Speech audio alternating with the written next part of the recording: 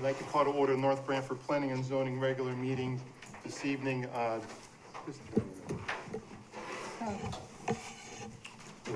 July 11th. 7/11. Yeah, could you please rise and help me, join me in saluting the flag, please? I pledge allegiance to the flag of the United States of America and to the republic for which it stands, one nation, under God, indivisible, with liberty and justice for all.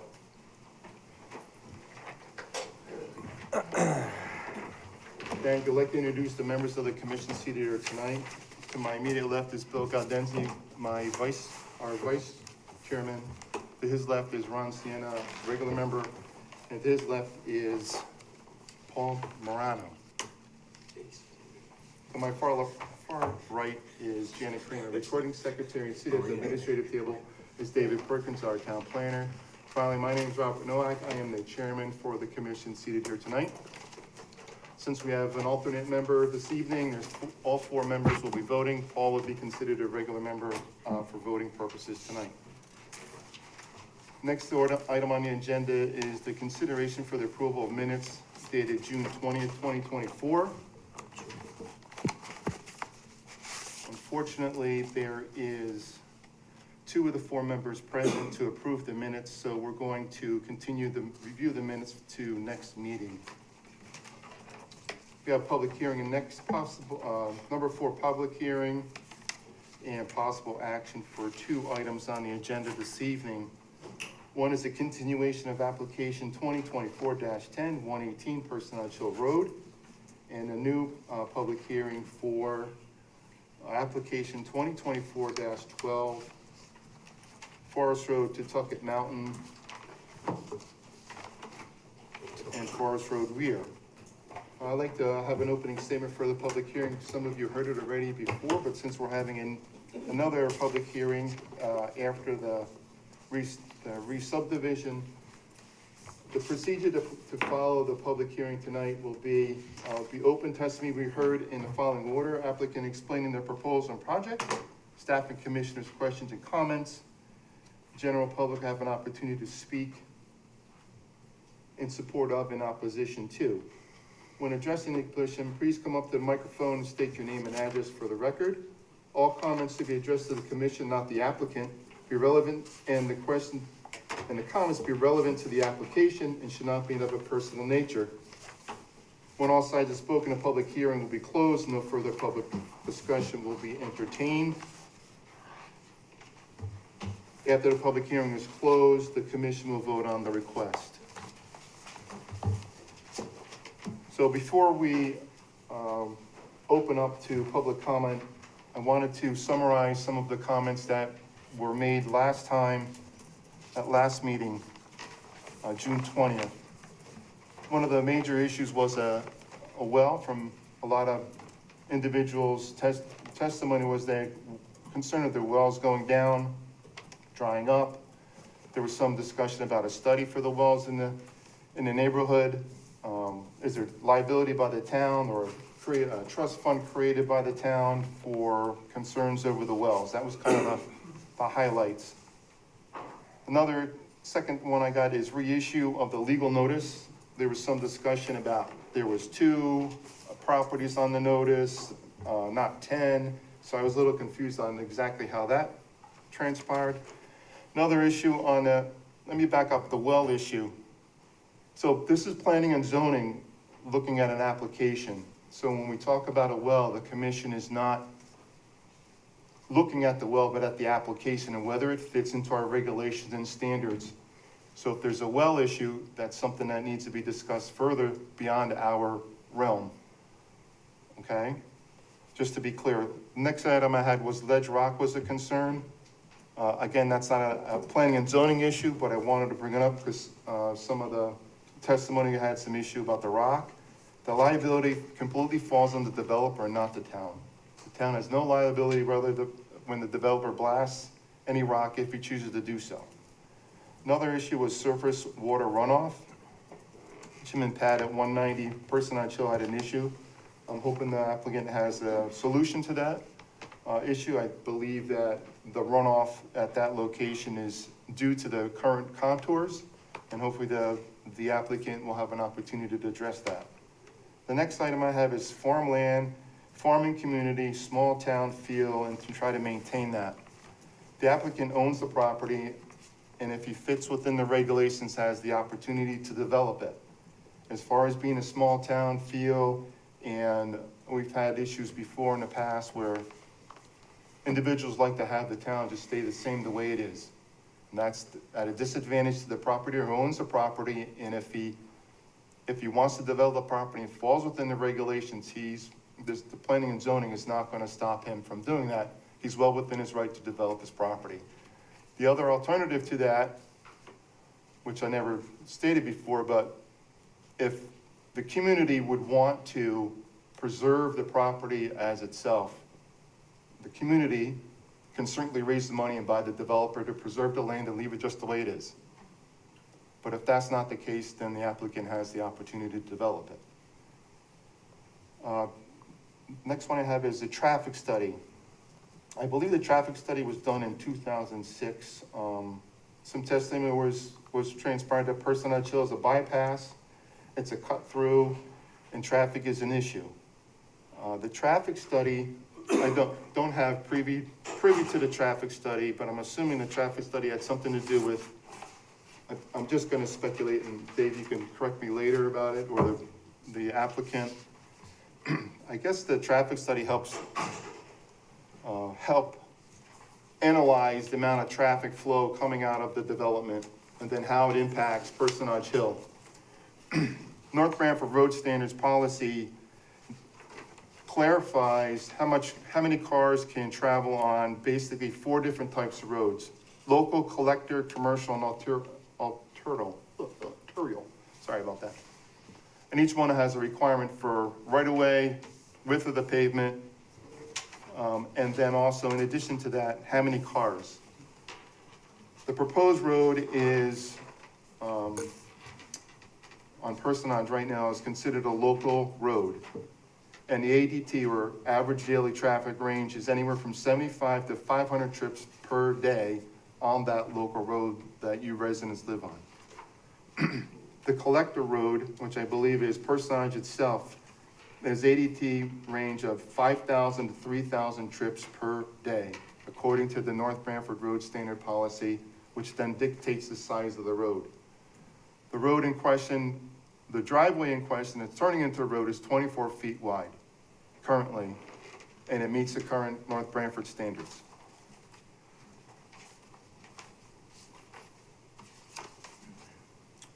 The next item I have that was discussed was consideration for sidewalk trees. Lighting was another issue. I'm assuming that the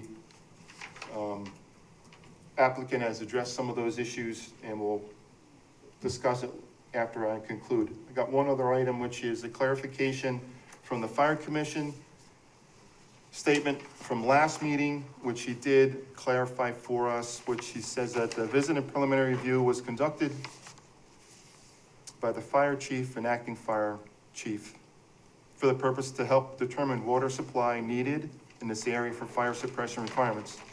There will be a requirement 10,000 gallon holding tank for water that must be in place and operational when 50% of the project is completed. The water storage unit is a concrete cistern style, similar to the one installed at Bridgewater Estates and Farmington Drive in Northford.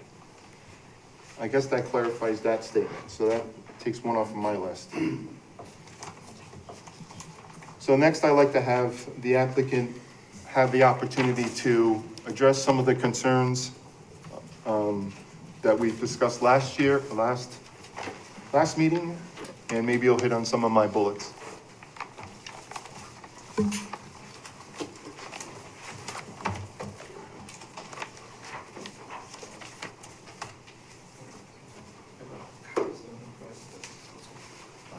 Good evening, Jim Preddy, Friscolo Engineering, 420 East Main Street in Branford.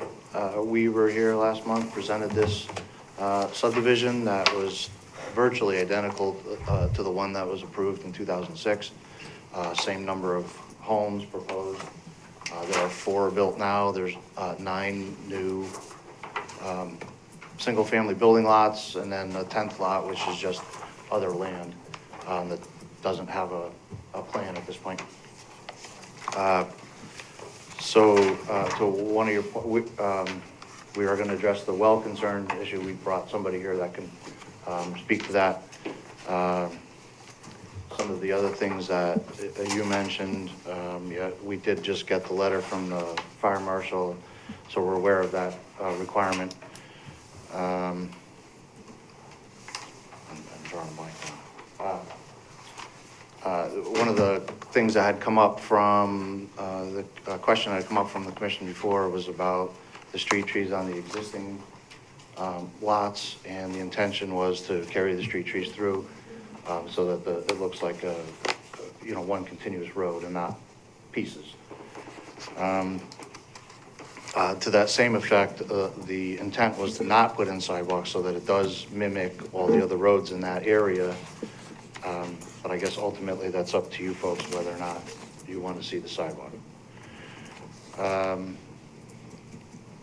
What else did you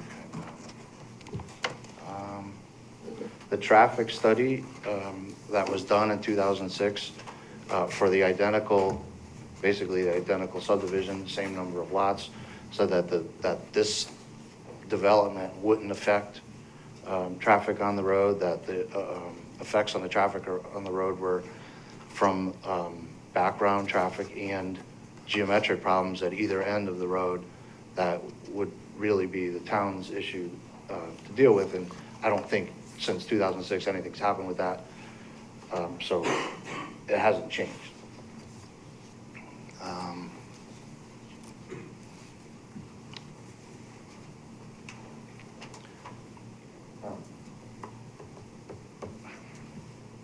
Right. Could you just pass the wells? Could you just go down your list real quick? Legal notice? Oh, the legal notice. Yeah, there was an error in the legal notice, and we did resend the letters to clarify that there was 10 lots and 9 building lots. But the notice that went to paper was correct originally. We get a copy of the re-notice? Yeah, you should have. But Okay. I'll make sure. What was next? Ledge Rock? So the first 4 houses that were built, there wasn't any blasting. We don't know yet at this point if there will need to be, but obviously that is a different permit, and a pre-blast survey will need to be done, and all the standard protocols. I know, we've done other projects where blasting had to happen, and I don't think it's as exciting as it used to be. I think they drill a lot more holes, a lot smaller charges, and I've been on sites where they blasted while I was there, and honestly, it's not what people envision anymore. Plus I'm sure with the insurance companies and the liability, and the blasters are way more careful than they ever were. So, but at this point, we don't know if that's even necessary. Surface runoff? Surface runoff. There was a concern from one of the neighbors, specifically on behind lot 12. We did talk to them during the break that time. I mean, when that lot gets developed, we'll ensure that nothing from this lot runs that way. And I don't think anything does currently. I think their water problems come from somewhere else. But when that lot gets developed, and each lot will have to be reviewed as it gets sold, but at least by engineering staff and the health department. But we'll ensure that, with any lot, we'll ensure that we're not forcing any additional runoff onto any of the neighbors.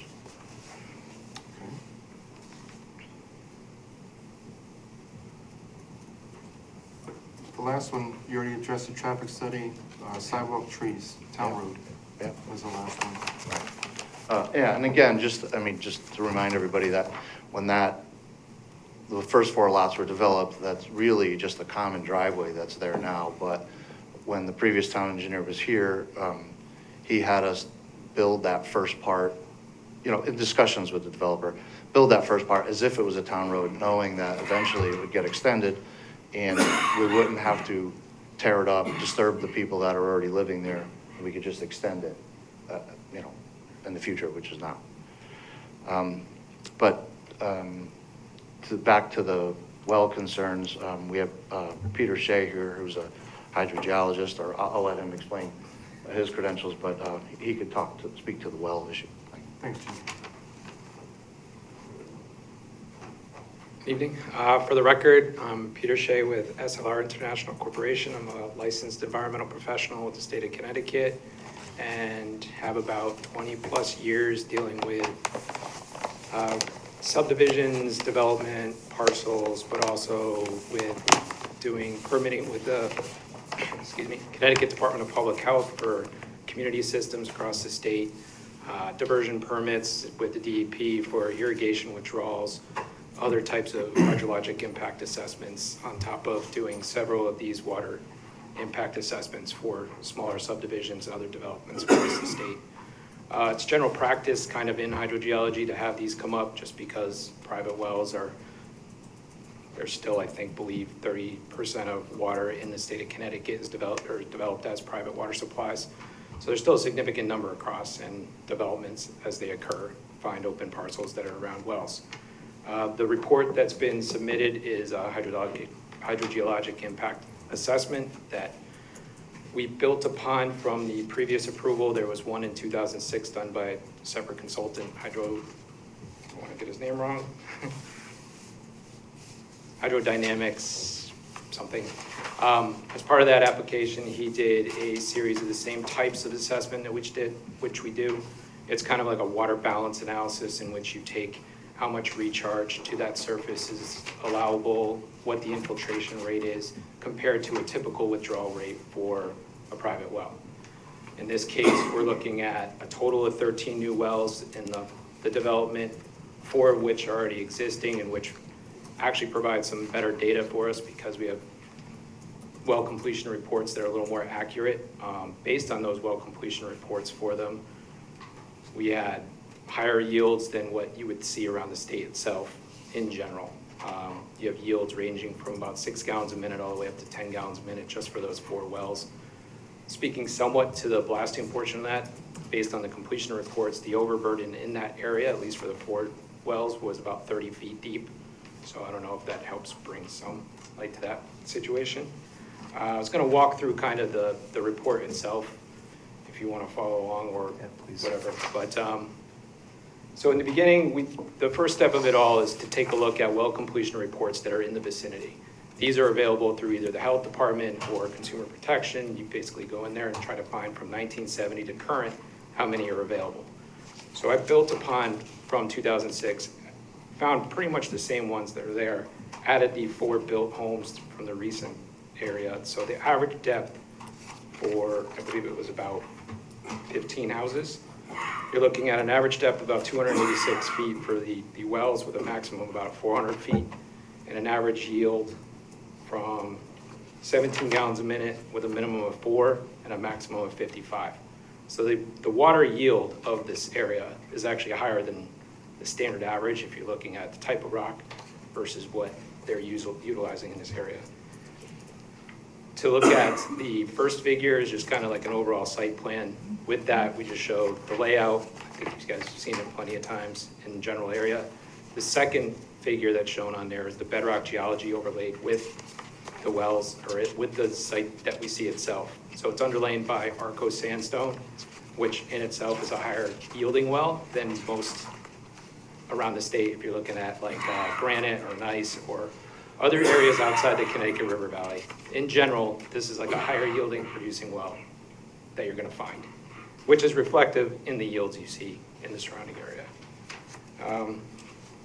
The next step was to basically do a water budget. So we did 3-step process in the water budget. One is the standard calculation using DEP's method, where we take the entire groundwater shed is what we're calling it, is basically where infiltration directly occurs to our area within a standard drainage basin, if you will. So you have a 55-acre parcel, the developed portion of it, I'm gonna say is 20 acres of it. The watershed itself is about 40 acres. That would be direct recharge to bedrock. Now using that calculation, you take the DPH's recommended 75 gallons per day per person, average that out, and you get your total withdrawal for that area. That's what the third fourth figure, I think it is, shows those areas of contribution that are calculated. They're almost a circular radii. I do approximate the well locations based on each of the lots, kind of center portion. Of course, that would be approved through the health department and building department when it actually becomes an actual lot plan. But for the purposes of the map itself, we just put them generally in the center just to give it a relationship of that buffer, if you will. And that represents where you would have your direct area contribution. We looked at another method, which is just taking the area versus the well discharge. So the combined well withdrawal that we're looking at for 13 wells, based on the calculation, is 3,900 gallons per day. That's for all 13 wells combined. So if you took that down to gallons per minute, you're talking 2.7 gallons per minute for development use. That's combined. So you could essentially take one of the welding yields that are in the area and supply it without any impacts or issues with water supply. We did a third step, which is the water budget evaluation. That takes more into consideration your USGS rate for precipitation, which is 7 inches per year. Calculate that through, and that gives you another impact evaluation. So there were 3 stages for impact evaluation we did on top of what the previous assessment had worked through. So essentially, in conclusion, so the well completion reports that were available for us to evaluate have average yields of about 17 gallons per minute, which is higher compared to most wells in the state. And then based on the water budget itself, with a water balance, it's only about 18% under normal conditions of what available water would be for that entire watershed. And under drought conditions would be up to about 25% of the available water, which is significantly positive, which then in turn says there's plenty of water for support of the development itself. That's about it I have on for that. So, Pete, I have a question. So this is historical data that you captured, right? Yeah, so Of those the are surrounding well homes? completion reports that were for properties that we could find records for. So they give you the depth, the yield, estimated yield based on the drilling time, and then somewhat a little bit of the geology. Geology on well completion reports can be as simple as saying gray rock, red rock, or whatever it is. It's not really a geologist doing the work, so it's just gives you more or less what the depth of rock is and what the estimated yield is. So this is if you develop a new property, someone comes in and drills a well, the well completion report is Yep. issued at the very end before you start building or start occupying the house? Before you build, so the Before you process build, would be. Okay. Yep, the process would be you go to the health department before you build, you get a well complete, or well application, the driller would do this. Yeah. They get the permit from the health department, they go out, site the well, make sure they meet their sanitary radius, make sure they meet all the code compliance with the well code. They drill the well. After they drill the well, they have to provide a 4-hour minimum yield test, and that's where on the well completion report you see estimated yield. And then they have a static water level, which they measure. I kind of take their static water level as kind of average, because most of the time it's just a tape and Yeah. dipper. But the average yield is done at a minimum of 4 hours of an airlift test to give you that. Then when they look at it, they also go, that's that step, they get the permit from the town, it goes to the building department. Building department will then sign off that they can continue on with development. If they don't meet the DPH's yield and available storage, these are generally for wells that are less than a gallon a minute. They have to provide enough storage within that water column. But in this case, in this area, that's not happening. Got it. Thank you. Is that the static water level you're referring to? Is that the amount of water that's in the well itself? Static water levels, so that would be the depth down to the water, so usually it's like 60 feet, which I have in that table is what they write on the well completion report, and then you have the depth of bottom. So for every foot of water inside a 6-inch casing, you're talking 1.5 gallons of storage. So when you deal with wells that are less than 5 gallons a minute, you have to worry about available yield for a typical house. So they have to have enough storage if the water is not yielding enough to give enough for domestic supply. This just provides you like at 60 feet, the wells are only down 270, 300 feet on average, but they're yielding 8 gallons a minute to 6 gallons a minute on the lower end, which means the storage isn't even an issue for them. you could pump that for domestic use pretty much all day. Okay.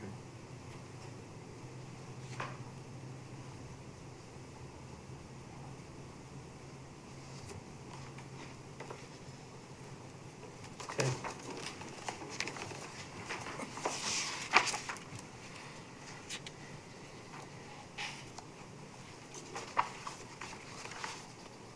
So if the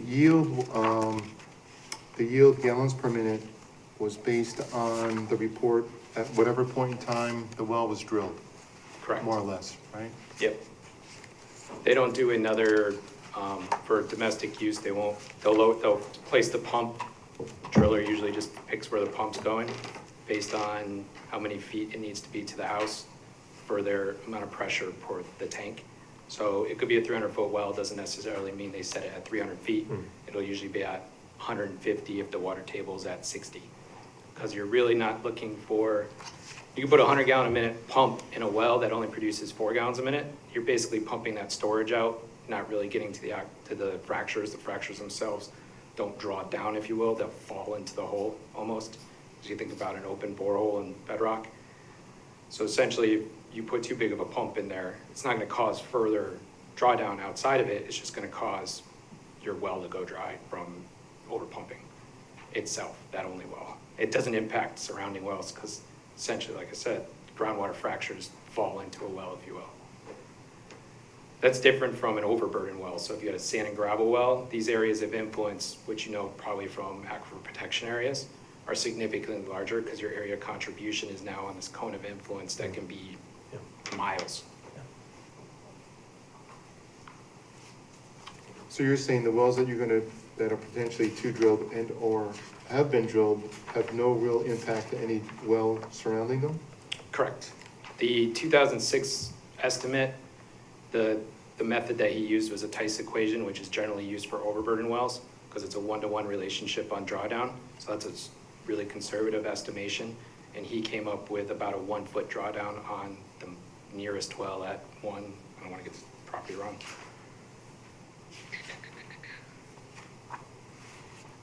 On 117, the property there, he estimated a 1.7-foot drawdown. And that drawdown was off of storage capacity. I think it was 256 feet of water available and a yield of 7.96 on the estimated yield for that property. So he concluded that there would be no impacts from availability of water, even under a 1-foot drawdown from the property. Under my assessment, we used a method that's more associated with bedrock wells, in which the area of contribution is much smaller. That was number 117? Yep. Yeah, and I included the 2006 assessment that's part of the previous application as an attachment for your review as well. Right. He's got a static water level of 150 feet of water as well. And I think his total depth was, 3 1/4. yeah, at 8 gallons a minute. So even then, your drawdown, your standard use for an average homeowner is 75 gallons per day. Even if you had 4 people in it, 300 gallons per day. You drop it down, you're less than 1 gallon a minute total. So if you have 8 gallons a minute pumping to your storage, your standard pressure tank, you won't even see the storage be used up in that scenario.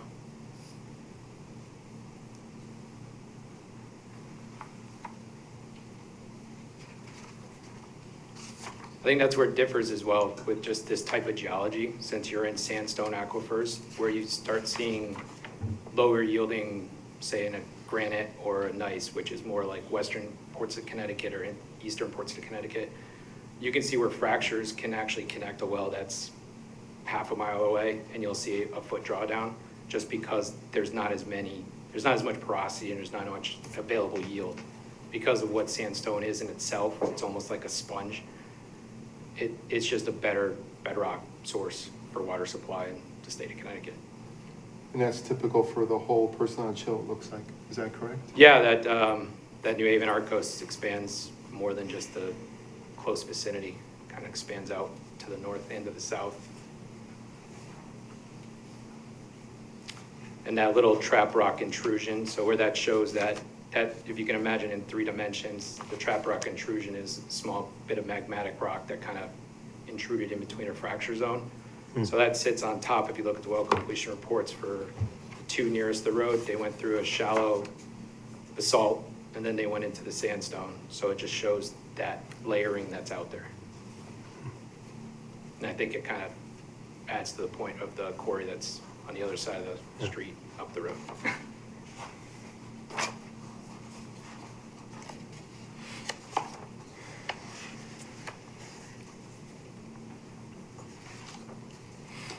Could any of the construction that occurred in the four buildings in future affect any of the wells that are currently existing on Personage Hill? The construction itself? Construction Just itself. for shallow, no, generally because your casing is into competent rock at least 15 feet by code. So any vibrations from surface kind of work would not deal with a code compliant well, at least because that casing is then also solidified with the rock cuttings if you want, or grouting, if you will, all the way to the surface. So the steel casing is designed to prevent basically vibrations from dislodging the well, because that's how you would introduce any potential surface contaminants from infiltration.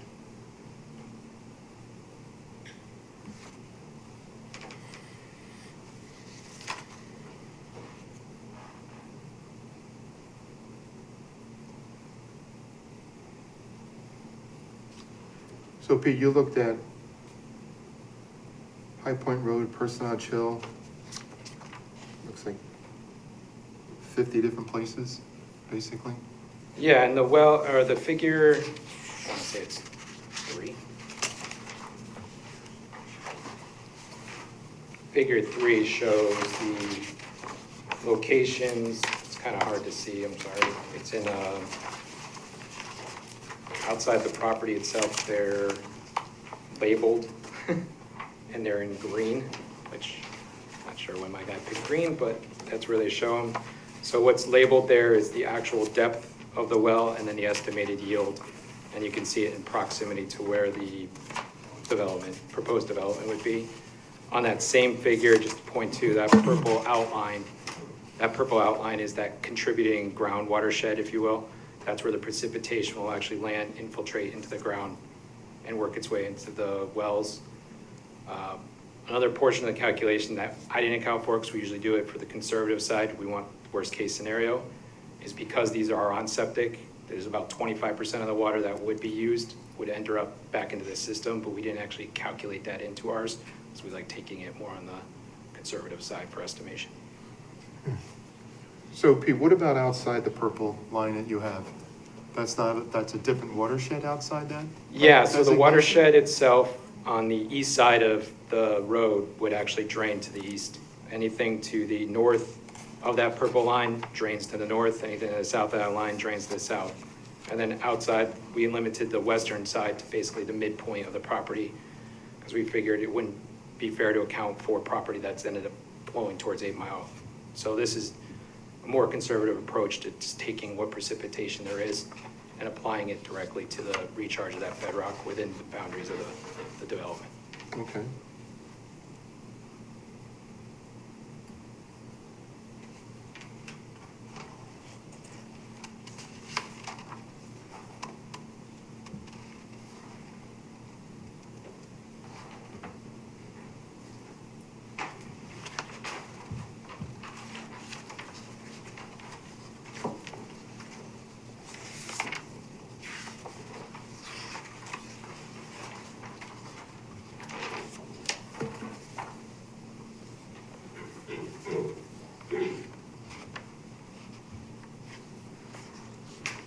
Commissioners have any questions?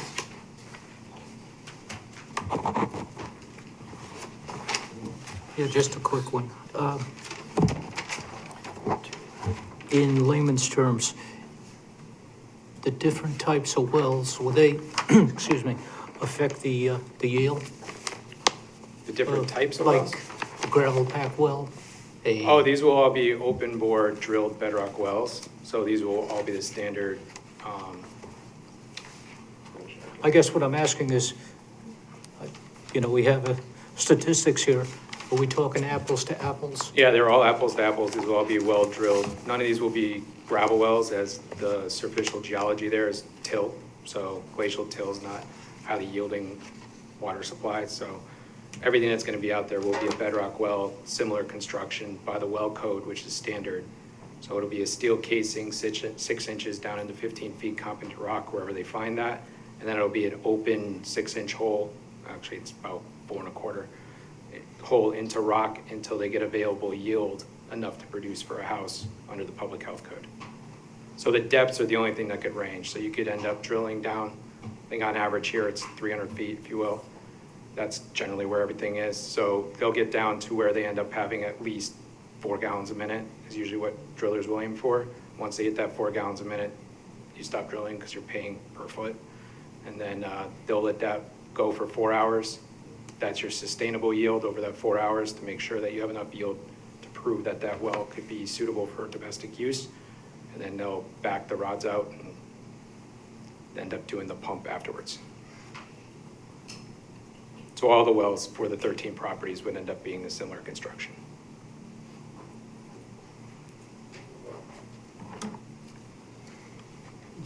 Pete, has the type of drilling evolved since 1974, I think was the first one you found, 74 through 2023 or whatever? Yeah, original drilling, they've kind of currently, that's before I was around, but currently they're air compression rotary. So basically it's a diamond head hammer that basically rotates with air pressure pushing down on it while it's sitting on the rock. So it almost causes repetitive motion and spins. Previously, they used to be more of a slide hammer. It was like a tricone bit, solid stem, and they would just repeatedly hammer and then blow it out with water. It was a longer process. We drill about 100 feet a day without any problems now. Back then, I think it would take about a week to put a 500-foot well in. So just the efficiency, I would say, of the technology, but there's no added, it's not like hydrofracking. They're not adding any pressure to the downhole. It's just air and the rotor bit.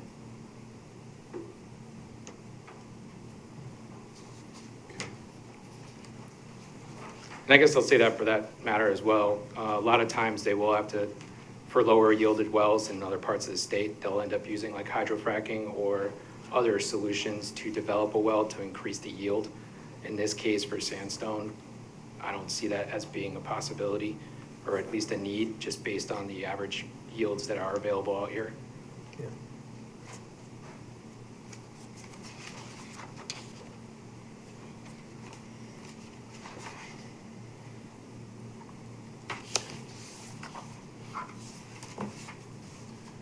Any other questions? Commissioners have any questions? I do not. Thanks, Pete.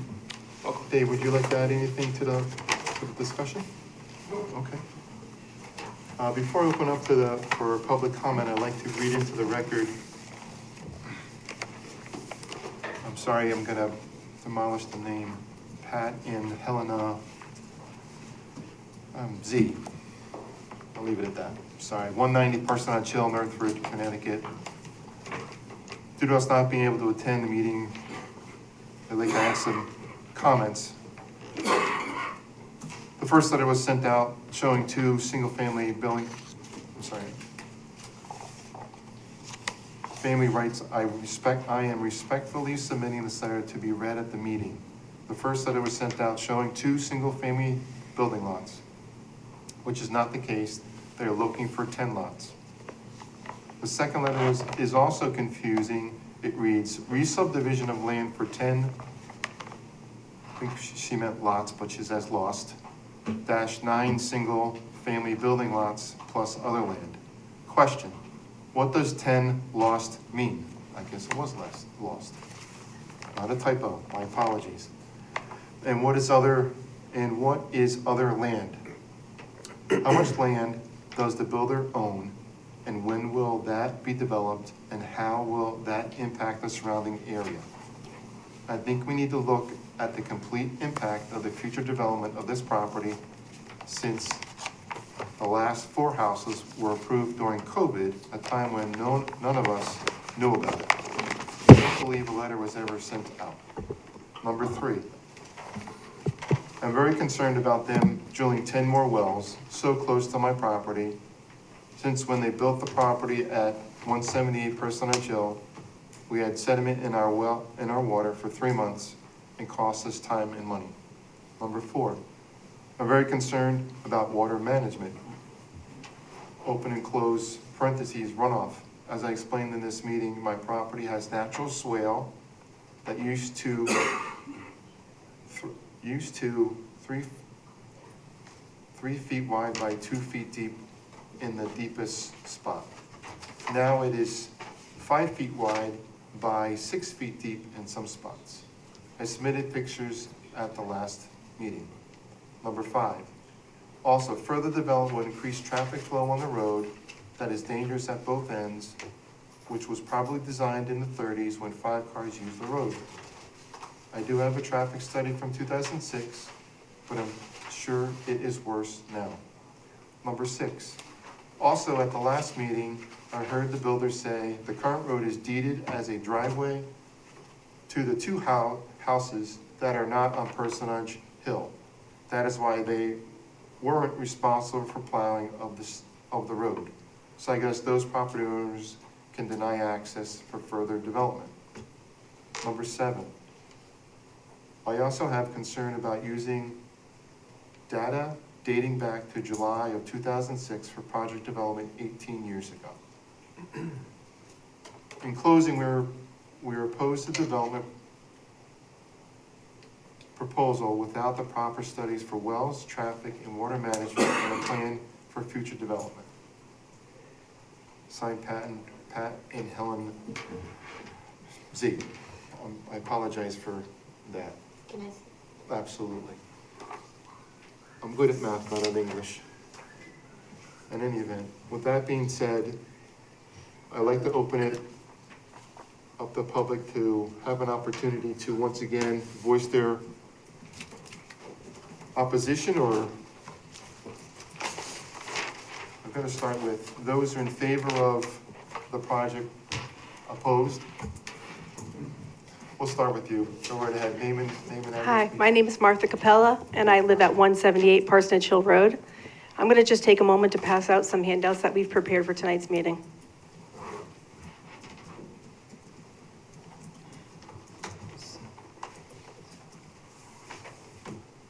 Thanks, Martha. Thank you.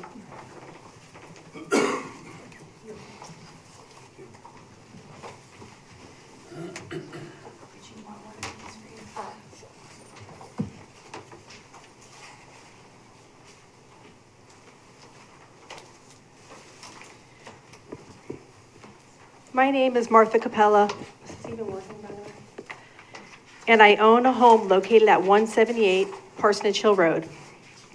I'm a fairly new resident to the area and had no prior knowledge of the proposed housing development outside of the notice I received in my mailbox.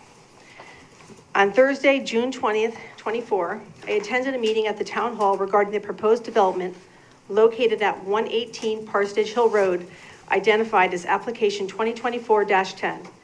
Prior to attending that meeting, I had no historical knowledge of the 2006 application that had been previously submitted under the name of Peach Orchard Estates. I have since familiarized myself with facts surrounding that proposed development and have spoken to some of the neighbors who further shared the history as well. My research identified that the original proposal that was filed in 2006 was met with resistance from the citizens, citing concerns with an already strained aquifer, increased traffic, and storage of millings on area property factors, which ultimately resulted in the application being denied. The story was followed and reported by Robert Varley in the New Haven Register. The millings were removed, but the issue of the existing water for future private wells and the lack of a traffic study impact still exists today. These articles pertaining to the original application can be found in Exhibit A in the materials that you're currently holding in front of you. During this application process, the neighbors joined together as one common voice, disputing the approval for this application. A neighborhood petition was circulated and signed. Most of the people on this petition still reside in the area. A copy of this petition has been included in Exhibit B.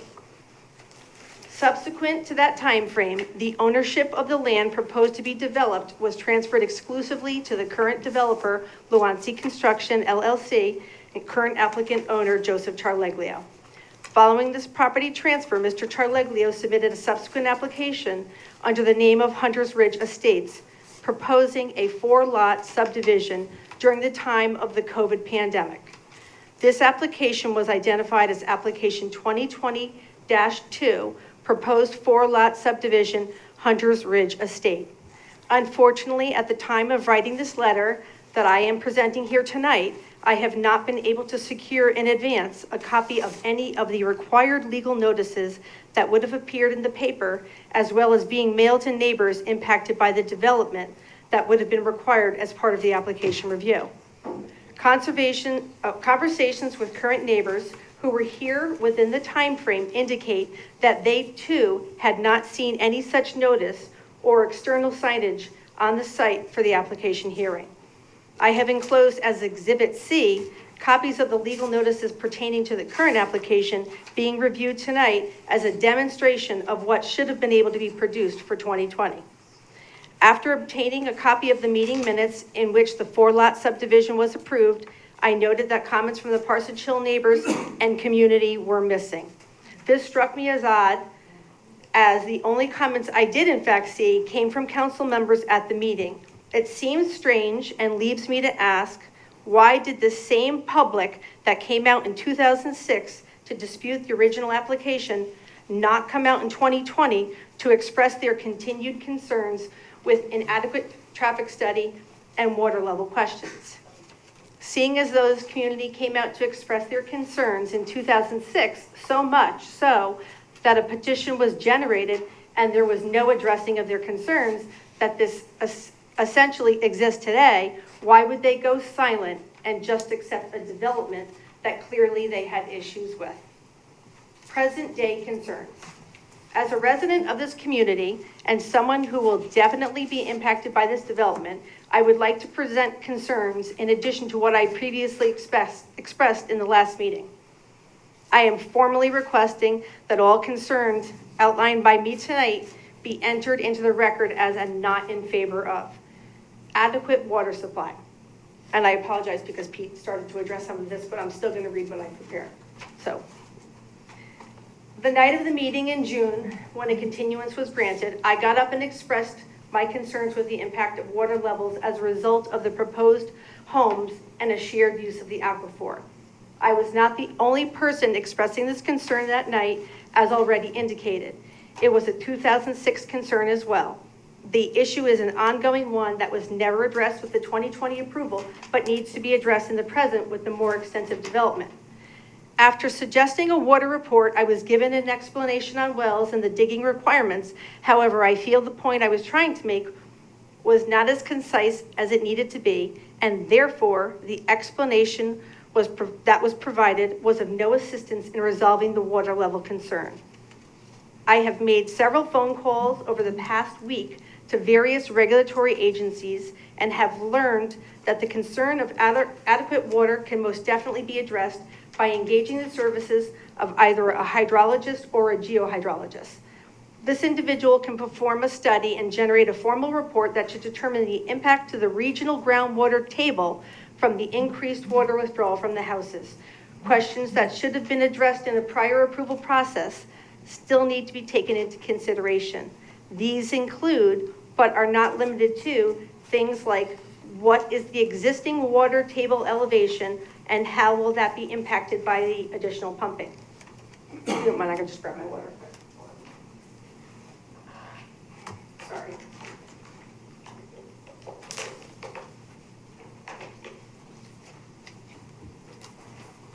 Blasting development initiatives. Concerning potential blasting/excavating, we need to know if this will have any impact on neighboring wells. What are the proposed depths of the wells in the division? Are they all going to be the same? Will there be blasting on site? If yes, any blasting should have pre-blasting survey pictures of home foundations to document existing conditions. In addition to the actual water level concern, it should be taken into consideration what is potentially being released into the air in the form of particle dust and/or into the groundwater that poses potential health issues. These questions and concerns existed in 2006, 2020, and continue to exist today. These concepts are not new and are certainly not foreign to these types of developments and projects. A member of the committee asked how one could get such answers that night, and after having confirmed for the committee who can provide them in the form of a report based on a site-specific study, I have taken the liberty to provide the names of 2 engineering firms that have provided said reports to applicable regulatory agencies as part of past application reviews and approvals. Exhibit D. While I am mentioning only 2 firms in my attachment, I am sure that Mr. Preddy, who by the way has just brought someone in, of Criscola Engineering, is aware of more engineers in the specific field who can also extrapolate this data. This review needed to be done in a proactive basis in 2020 prior to approval, as opposed to now in a reactive basis in 2024 for this phase 2 of this development. Issues and bedrock. Another major concern for the proposed development is the location and composition of the bedrock on which it will be built. After speaking with Megan Siramet, the Connecticut State geologist, I have in fact confirmed that the proposed site for this development is located in an area of the Talcott Basalt, JTA, which is the result of lava flow dating back to the age of the dinosaurs, and the rock which they are proposing to excavate is over 200 million years old. You can see that map in Exhibit E in front of you. This exhibit that was provided to me by Ms. Siramet demonstrates my personal property in relation to the trap rock. All areas identified in the color red, which includes the proposed development, are composed of bedrock that is frequently referred to as trap rock. Research has found that blasting/demolition of such a bedrock has the potential to release crystalline silica, a known and documented carcinogen when airborne in the form of dust, and is linked to the cause of cancer. While in contact with Lou Gonzalez, a principal investigator in the Health Statistics and Surveillance Connecticut Tumor Registry, I learned that lung cancer is in the top 15 cancers. In addition to having a link to cancer, it is also associated with cardiovascular as well as neurological issues. A further concern is the release of arsenic and other minerals in amounts that could cause issues with groundwater and the quality of drinking water. These concerns are addressed and better conveyed in the attachment offered by the Department of Energy and Environmental Protection, entitled the Guidance Document for Evaluating Potential Hydrogeologic Impacts Associated with Blasting and Development Activity, and that is found under Exhibit F. While I understand that the DEP does not have jurisdiction over this project, I feel it is prudent to follow their guidance in establishing guidelines based on current industry standards. On a side note, I have read that leaving this in its natural state actually offers agricultural benefits to crops, carbon issues, etc., items that a primarily agricultural town should be concerned with. Hardness of trap rock. Another factor that should be considered is the hardness of trap rock, which makes it more difficult to excavate. The consistency of this rock begs the question of what blasting will need to be done in preparation for building these homes, and what will that do to the surrounding homes' foundations, the conditions of their existing wells, and the noise and air quality pollution and potential carcinogens that will be introduced and left to free float and settle in dust on crops, etc. At the last meeting, my neighbor made a comment that she would like to see the addition of sidewalks, and the committee requested to see sidewalks added for the next meeting.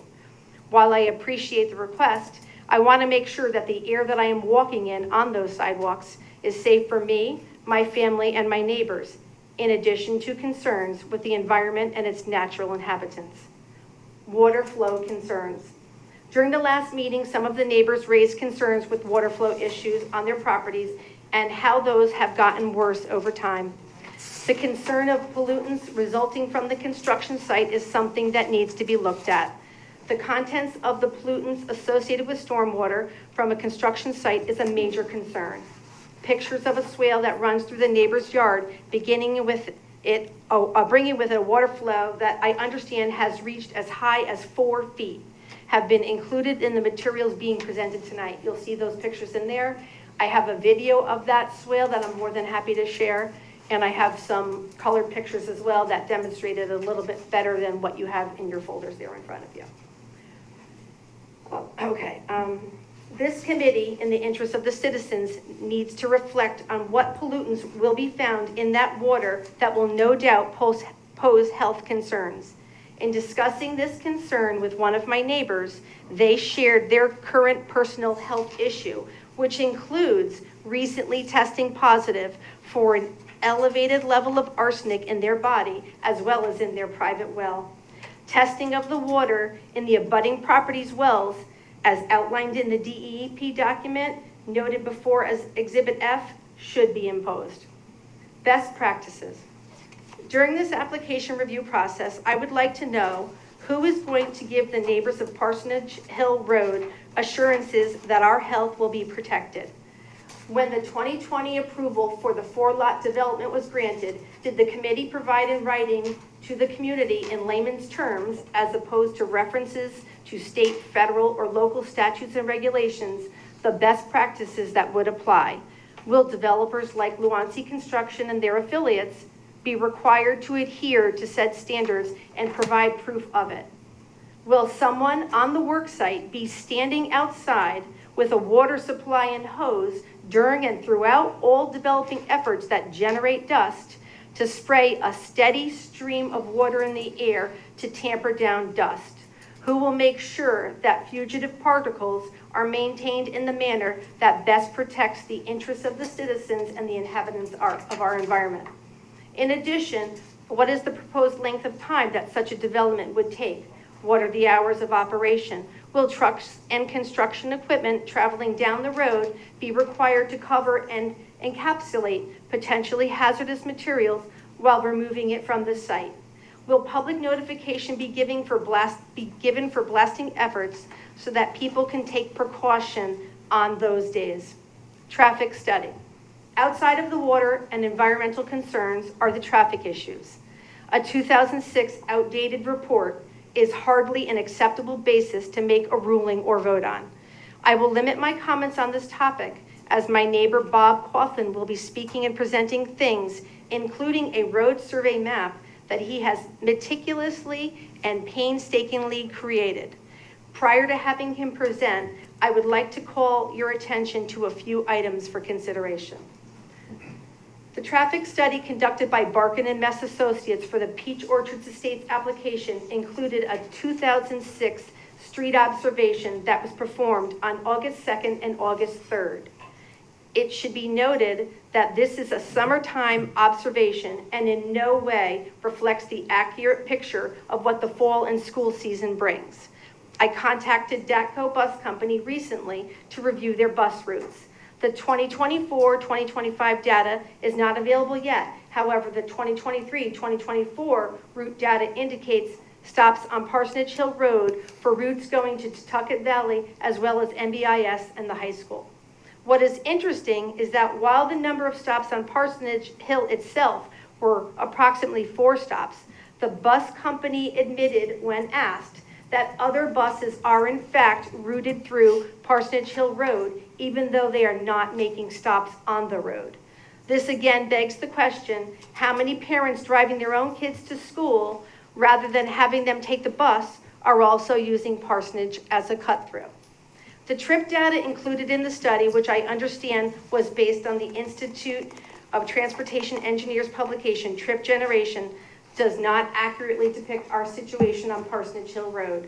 The suggested 14 trips during the morning commute and 150 all day is a gross understatement. I do have a copy of that report, by the way, if anybody needs it. Household composition also must come in play when evaluating traffic flow. For example, in my household alone, I have 5 licensed drivers, soon to be 6. During the school year, I drove 2 of my 3 school-age children to school and picked them up most of the time, as well as in addition to returning for after-school activities for another drop-off, return home, and pickup. My newly licensed son was only able to drive himself, so he drove his own car. That means from my house alone, on any given school day, I did 2 trips to and from TVES, 2 trips to and from NDIS, if there were no after-school activity that required he return to school, and 1 trip to and from for my son. As you can see, there are many factors to consider. The assumptions made in the 2006 report do not capture the reality of our roads' actual travel. Visibility is also a huge factor on portions of the road. On many occasions, I have had to pull over to allow cars to pass me by. In conclusion, I am requesting that the committee deny approval for this application on the basis of the issues that were presented in 2006, continued on through the 2020 approval, and continued today. All additional issues presented here should have been factored in when reviewing an application at a time when most of the world was shut down.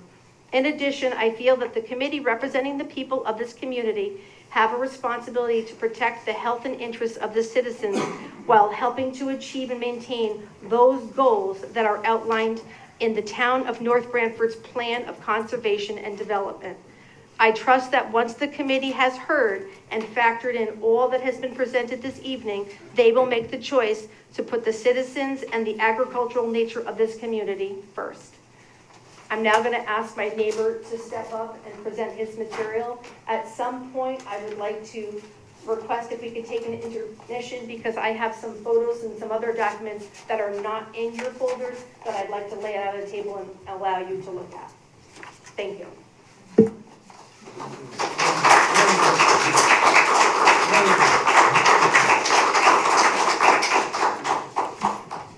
Good evening. My name is Bob Corkman. I live at 196 Parsonage Hill Road. My wife and I have lived on Parsonage Hill Road for over 40 years. We love living in Northford and especially on Parsonage Hill. We are very lucky to be surrounded by many good friends and good neighbors.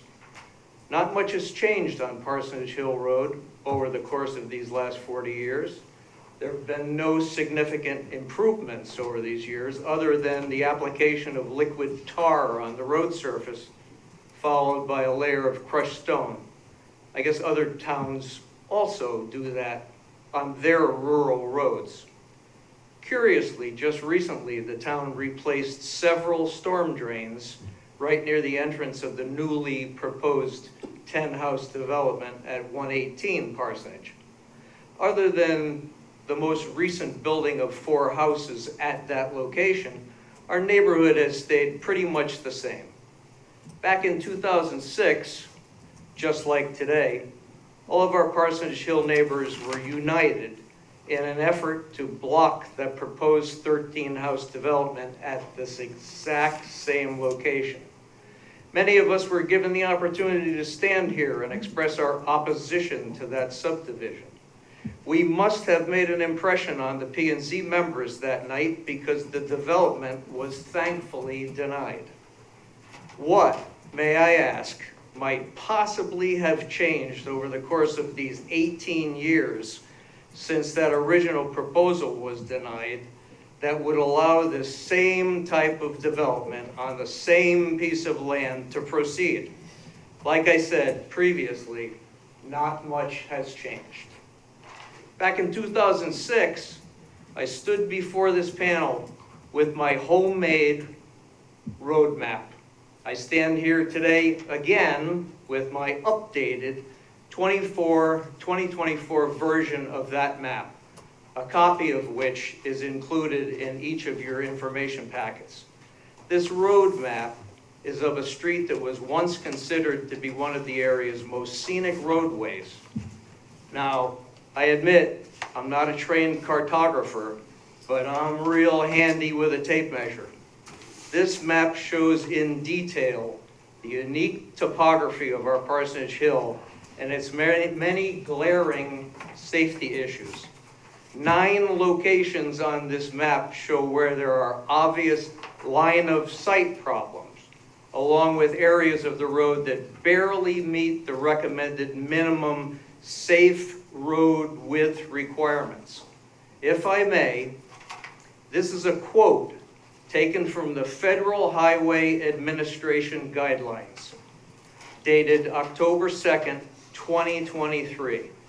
The FHWA guidelines state that a rural two-lane road should be 9 to 12 feet per lane, meaning that a safe total roadway width, excluding the shoulders, of which Parsonage Hill has no shoulders, it should be a minimum of 18 to 20 feet across.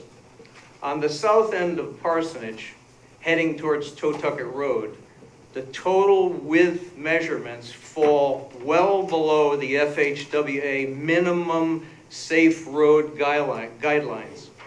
At several points in the road, they only measure 15 feet.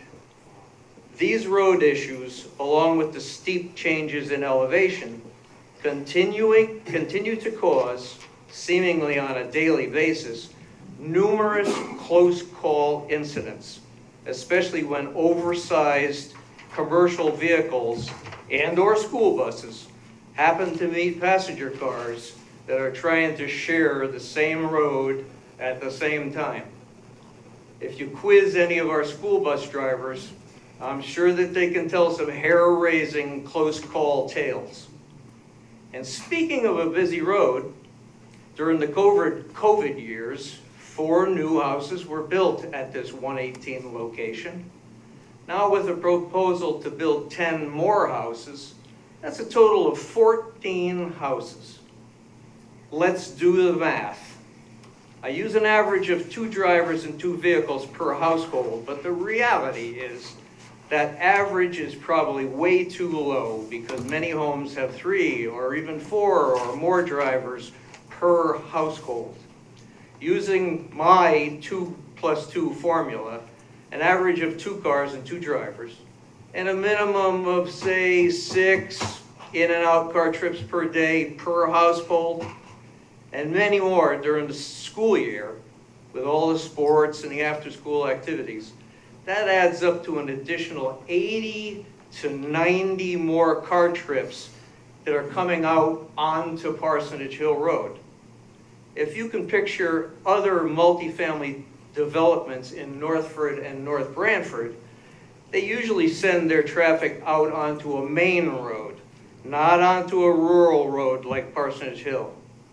And just a question, is this going to be a town-owned and maintained road, or is it just a driveway?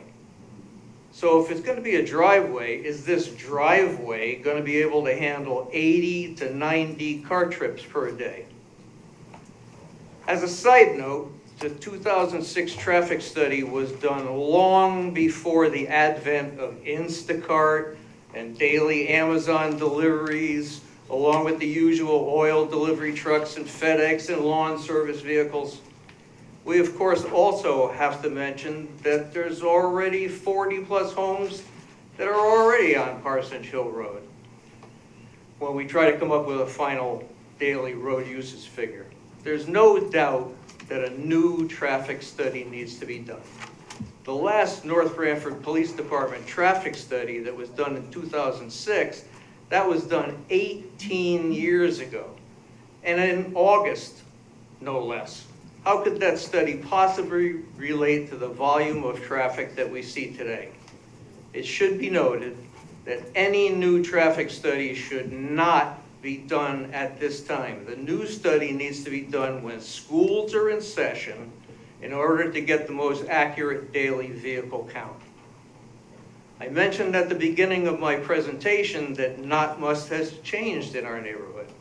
What has changed in that 18 years since 2006, the roadway is 18 years older, as are our house foundations, our well casings, and most importantly, our underground aquifer. We all know the story about the topsoil being scraped off the hill and sold back in the 1960s. But now, in 2024, it's shocking to think that because the former landowner sold off all of the topsoil, that now the new builder is going to have to blast or hammer through the hard basalt ledge just to put in a foundation. That scares the heck out of us. What will happen to the structural integrity of our wells, our foundations, and our one and only water aquifer?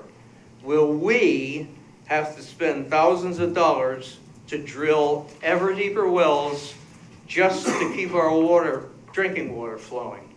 We hope not. What effect will 10 more houses and the additional draw from 10 more wells have on that underground aquifer? And that means 10 more lawns with the accompanying lawn fertilizers and pesticides and weed killers all slowly percolating their way down into the aquifer. We'll surely have to increase how often we have our wells tested. This builder hopes to make a nice profit by building on this land, and then he'll leave it to us to deal with the lasting after effects. Given all the information that has been provided to the commission tonight, I am absolutely certain that if this 10-house development was proposed to be built on a similar street where one of the members of the commission were living, that person would be standing here, right here, doing the same exact thing that we're doing, trying to protect their future and the future of their neighbors and their neighborhood. In 2006, the P&Z members recognized the importance of protecting the unique qualities of Parsonage Hill and its residents by denying the original application. We believe that that uniqueness is still an invaluable resource for us, the taxpayers, and for all of Northford and North Branford. The P&Z did the right thing back in 2006, and we hope that you will also do the right thing now. We ask you to please use all of this information wisely, and please do not allow this construction to proceed. Thank you. What was your name?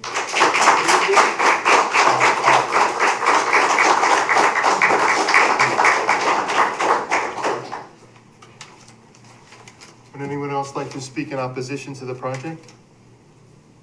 Anyone else? Come up to the microphone, state your name and address, please. My name is Jacob Schreiner. I'm from 163 Parsonage Hill Road.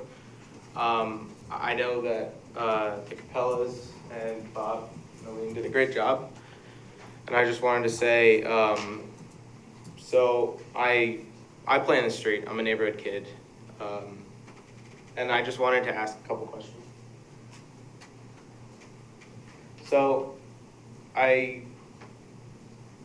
so right here I wrote, for the traffic, I have a question. So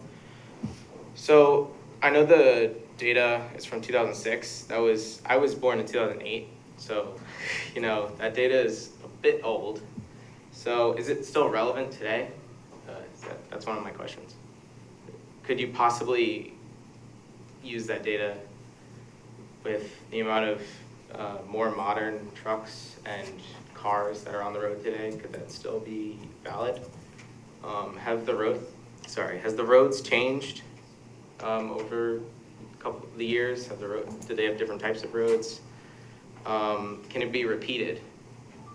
That's it. That's my question.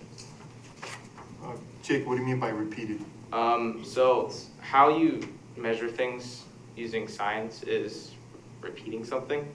So if you were to, for example, watch a plant grow, will every plant grow the same?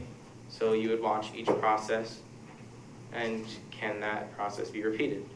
So for the amount of, for example, when you're taking the data from every, how many cars pass by, does the time of year affect how many cars? Obviously, they've hit a bunch of points about that.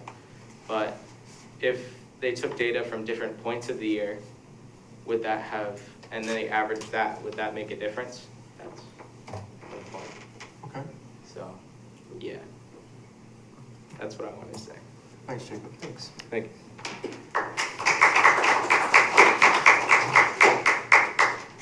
Would anyone else like to oppose? Sure. Hello, Charles Urbano. I live at 703 Forest Road in Northford. I don't live in this proposed area, but I do own other properties in town. And one of my properties, 944 Tuckett Road, it's a small house, but it's a bigger lot, about 3 acres. Borders a new development by the on the Tuckett Road side as well as the Route 17 side. So my property's kind of right in the middle. And similar experience, except these houses were all built, so it's about a dozen or so houses. A lot of problems over my property afterwards. A lot of the runoff was a big one. A lot of the loose soil kind of flowed all into my property and added like a sediment layer that retained a lot more water. So I'm still kind of working through what I'm gonna do about that. Some of the proposals was I have to get another crew in there to rake, excavate, remove, who knows how many truckloads of soil from there. It's not just me, it's also two of my neighbors as well. Their property you could see clearly, and you guys are welcome to come to my property, 944 Tuckett Road. You guys could take a walk down there and you could really clearly see like where all the sediment was. It's when it rains, you could really tell too, kind of where it fills up. So just wanted to kind of share my experience that these are definitely concerns, and if this proposal does move forward, making sure that things like the runoff, soil, especially if it's during the raining season or whatever time of year it is, these are concerns that are real, and they do have an effect, and they do have a monetary effect at the same time. And I'm not sure what that effect's going to be on me, but I am in the process of figuring it out and getting quotes and getting it mediated. So if you guys have any questions too, I'm open to any questions on that. I have a question for you. Yeah. Well, Hold on. This is just the commission. No, It's just The property owner to the commission, just, you talk to us. Yeah. That's it. You guys have any questions? Chuck, welcome back. All right. Thank you. Thanks. You guys can ask questions. Thanks so much. Would anyone else like to speak in opposition to? It's John Bonadies. I live at 122 Parsonage Hill, and one of the new 4 homes. Two issues. I didn't have the data in front of me from a very thoughtful presentation by the hydrogeologist, but a lot of times when he was citing the numbers and ranging from 6 to 70 gallons per minute, our well was only 4, so I didn't have the numbers in front of me. I just want to make sure, and we don't really know. I mean, you guys can probably see when the wells were drilled, but I just wanted to be sure that we're 300 feet down. It's a football field sideways, straight down, and we got 4. So I think their concerns are real. I appreciate the science behind it, but I'm just saying that maybe some of those data points of older wells, not affected by, when the numbers were given to the town and to when they were first drilled, may not be reflective of what they are now. If you remeasured those wells, they may not have the same output, and certainly ours would be reflective of the newest well up there is the lowest. So if you looked at a graph of which way things are going, maybe going, definitely going down. And there's, that was just our misfortune that when we drilled, that's what we got per water. The other thing I'd like to ask for some clarity on from the applicant is this issue that the road is a driveway. It seems like the applicant is playing both sides, saying, I don't have to plow it because it's your driveway, but then also, well, if it's my driveway, who has access to my driveway and the Proto's driveway, shared driveway. So you can't have it both ways. You got to either own the problems and the access, or they're not yours, and then we'll take care of it, but we also own the access to the project. So I don't understand how it can be both ways for the applicant to dismiss any responsibility for the road, especially in the winter, and then feel free to use it when they're going to start construction. It seems like you know, playing both ends from the middle. That's all, thank you. Thanks, John.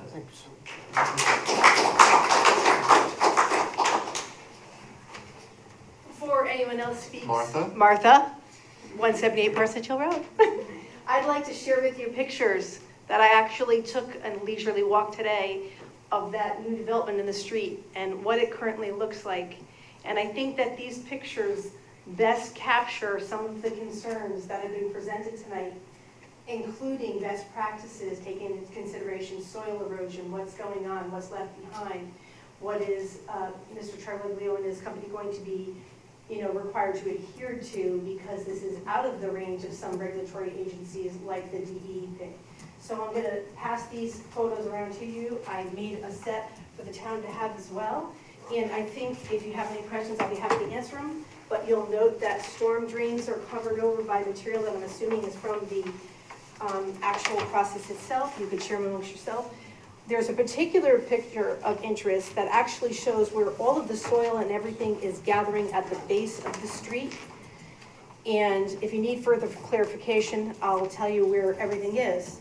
One of the most disturbing ones represents this right here, with all of the building supplies left there and what looks to be a storage shed that is broken and disheveled, that is probably within a 10-foot distance, although I didn't have a tape measure with me, to a pond that I believe you guys made him create, and I'm not sure of the history of what that pond is supposed to represent. The point being, this is a finished development. These people have paid for their homes, and this is what has been left behind, probably in assumption of the future development that we're seeking to have denied tonight. This is not the kind of environmental consideration that I, as a member of the community, would be looking for. So I'll leave those for you to look at. Thank you.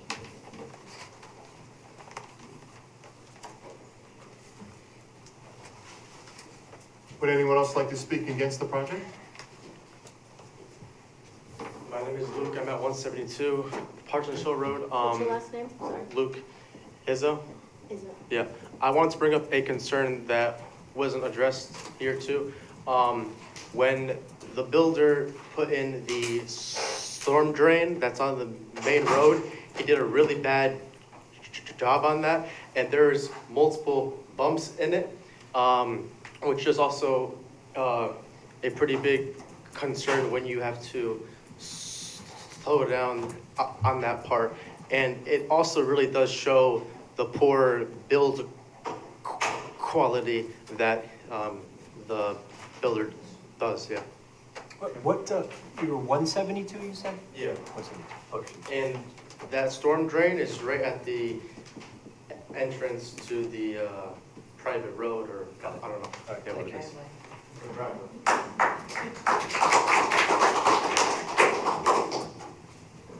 Thank you, Luca.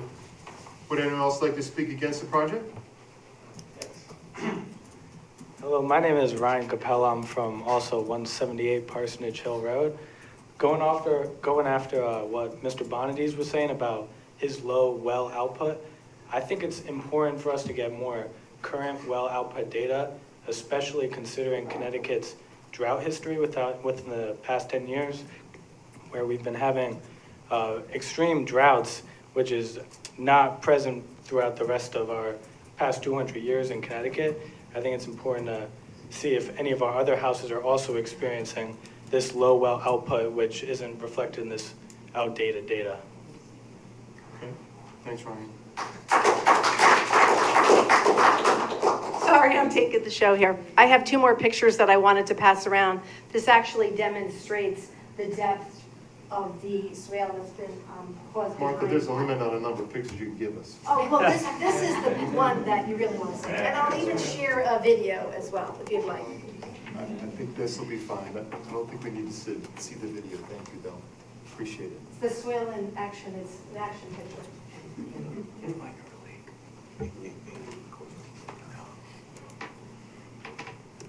Okay, would anyone else like to speak against it besides Martha? Anyone else? Anyone Anyone else? Okay, thank you very much. I'll throw it back to Jim, if you'd like to respond to any of it, I'll give you an opportunity to. Any for, you ask? Any for the project? Sure, Jim Preddy again. Answer your question, the letter and the post office form was sent to Lynn on the 26th of June, so you do have it. The 2020 approval was for a subdivision, not a re-subdivision. Per your regulations, it wasn't a public hearing, so notifications were not sent. But that's your procedure. In other words, not required. It was not required, and that's typical for most towns. You know, if you're cutting one lot out, they call it a free split, or, you know, the first division, as long as the lot existed in its state before zoning. So there's three levels. There's the first split, there's the subdivision, the re-subdivision. Re-subdivision is automatically a public hearing. Oops. Which is why we're here now, because the other four lots already came out, this becomes a re-subdivision. I'm gonna leave the aquifer and well comments to Pete. You know, I think we already talked about the drainage, you know, typical any project, we're not really allowed to force any water off the project, off the property normally. I'm not sure, the swale off the property, we had talked to the people that live behind that lot 12 last time, and they had even said that they didn't think it was from this development. But be that as it may, you know, the roof drains, the driveways, the front yards will all be directed to the road drainage and run through a detention basin, so it won't be going anywhere near the property lines at that point anyway, for the majority of the property. And then the rest of the developed lots will be lawns, which is actually less runoff than farmland, because it has more capability to store and slow down water. So if anything, I think we'd be improving what's going on there now. Jim, let me interrupt you for a second. So the contours did not change at that swale location on your map? No, and you know, and the contours that are on the subdivision plan, these are more of a general kind of thing. Each lot will get developed separately. So, you know, this is basically showing, okay, well, this much is gonna be draining toward the road kind of thing. But when the house gets built and the driveway gets built, and depending on what the amenities are and the shape of the house, the grades will change. But regardless, I mean, regardless of the project, we really can't force water off the property, you know, in any direction, really.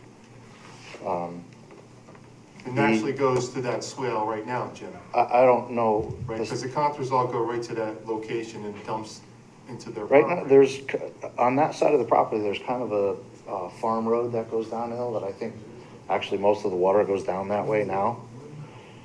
So I don't know. So most important question to answer is you prepared to address that runoff? Of course, when we develop that lot, we'll ensure that nothing's going toward the neighbor there. Within reason, obviously, because the contours are only within the limits of what's on the property. Right, but regardless, yeah, but when we develop that lot, Yes. we'll make sure that the water's not running in that direction. And the subsequent lots going up the hill dump that water into there. 'cause Most it's of not the just other one lots, location. most of the lot will be drained to the road anyway, Yes, so. okay. As far as the traffic study, I mean, I guess ultimately it's at the request of the commission, but it sounds like most of the concerns have to do with people cutting through, buses, the quality of the town road itself. You know, I mean, maybe it's something that the police department needs to look at there and talk about with Public Works. But it sounds like even if this development isn't happening, there is quite a bit of problems on that road. But the fact remains that the original traffic study said regardless of all the other issues there, that these additional houses won't affect the quality of the level of service of the road. And you were reading numbers that, you know, that the town roads typically accept, and we're nowhere near getting to those numbers. So Jim, could you clarify what the purpose of the traffic study is for the commission and the audience? Typically, a traffic study is to show that the proposed development, wherever it is, what the effect of the level of service, meaning, impacts of timing on the road and stop signs and that sort of thing. It's to show the impact on the surrounding roads. And the study at the time showed that these houses won't have any impact on the level of service of, there was, A through F, that didn't change. All right, so it's the volume generated from the subdivision onto Personal Hill is the Right. purpose of Yeah, the traffic study. That's correct. And then they look at the closest intersections in either direction as well. Right, the impact, again, from the From the subdivision subdivision. onto Personal Hill. Right. Not the people cutting through. Right, correct. Right, so from 2006 to today, obviously, the traffic impact is going to be greater on Personal Hill for the cut-through. The 14 homes, that number really hasn't changed. You could do it Right. during school year and figure out what the highest number of cars coming out of the development impacting Personal Hill. Correct. Then apply it to the road that currently, according to Bob, he did a great job in his sketch here, it's awesome.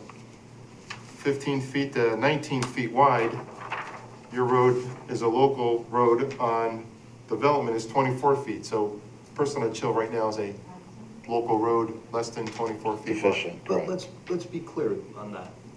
But you measure the traffic volume on Parsonage Hill Road. They do, And yeah. they also use what you're describing, but the relevance also is the traffic on Parsonage Hill Road. Right, okay. So it's a holistic approach. It's not isolated just to the subdivision, right? That's why they do a traffic study. That's They're why they actually do traffic measuring study. cars going by Correct. on Parsonage Hill Road. So, yeah, I just wanted to clarify that point. Thanks, Bill. Because an interesting thing for me, I don't know what the impact would be, but I think one of the statements made about Amazon Prime and FedEx, what has relevance or not, I don't know. It's certainly more than it ever was 18 years ago. So, Everywhere. I'm not saying that would significantly change anything, but it's something to consider. Correct. Yeah. But that's everywhere. No, I understand, yeah.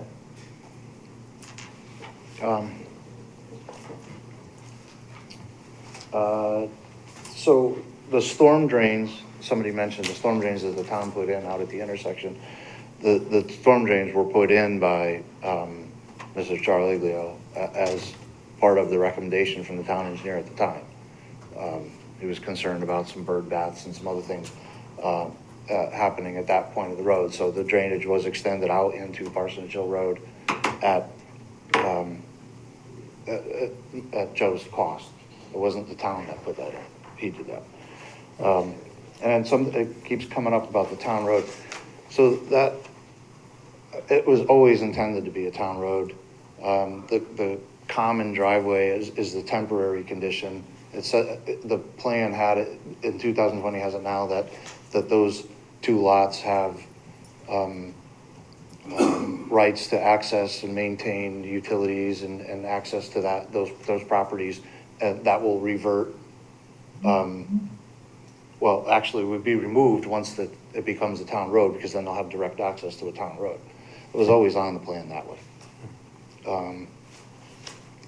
And a lot of water. Do you want to comment on any of the comments from the? Jim, before you go, I got a question for you. Sure. So, the driveway,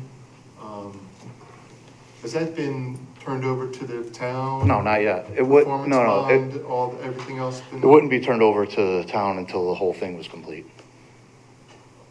Okay, but isn't it considered a driveway right now? Yes, it's considered actually a common driveway for the two rear lots now, but they will have direct frontage once it becomes a town road. Right. So the ownership of the driveway / road is still the developer? The developer still owns the fee, but the people own the rights to access, yeah. Right. Okay. Gotcha. The maintenance is the developer? Meaning if it's degrades and the asphalt, whatever. something Yeah, happens. right now, yeah, he still Yeah. owns the land. Developer. Right. I guess I have a question on the legality. Right now, the houses that are there, it's called a driveway. It's not a town road. Correct. Is that information on their deeds, that it's a driveway as opposed to a town road? And can you take it away from them? So I didn't write the deeds, I'm not an attorney, but I believe that the deeds were set up so that they have rights to access over that common driveway, even though it was built to town standards, a common driveway, they have rights to access. That will then be relinquished once it becomes officially a town road. It'll be relinquished with their permission? I think it automatically becomes relinquished once it, Where's that once the written? town I do, becomes a yeah. town road. Where's that written? That would be in the deeds for those two lots. Is that a town, more of the questions for you or for this commission? This legality of turning a road over? I don't know. Yeah, I don't know either. Yeah, I don't know. I would assume that they have an access way to the easement, and whether the easement becomes a public road or it's just an easement, I think that's sort of irrelevant to the owners. They still have access to a way to get to Parsonage Hill Right. Road. The easement would, over that strip of land would go that's away something once we it gotta becomes a check town into. road. and the other thing is,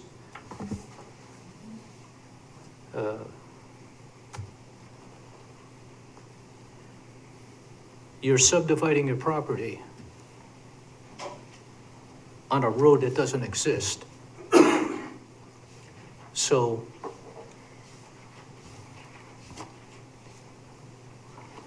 But the developer still owns that strip.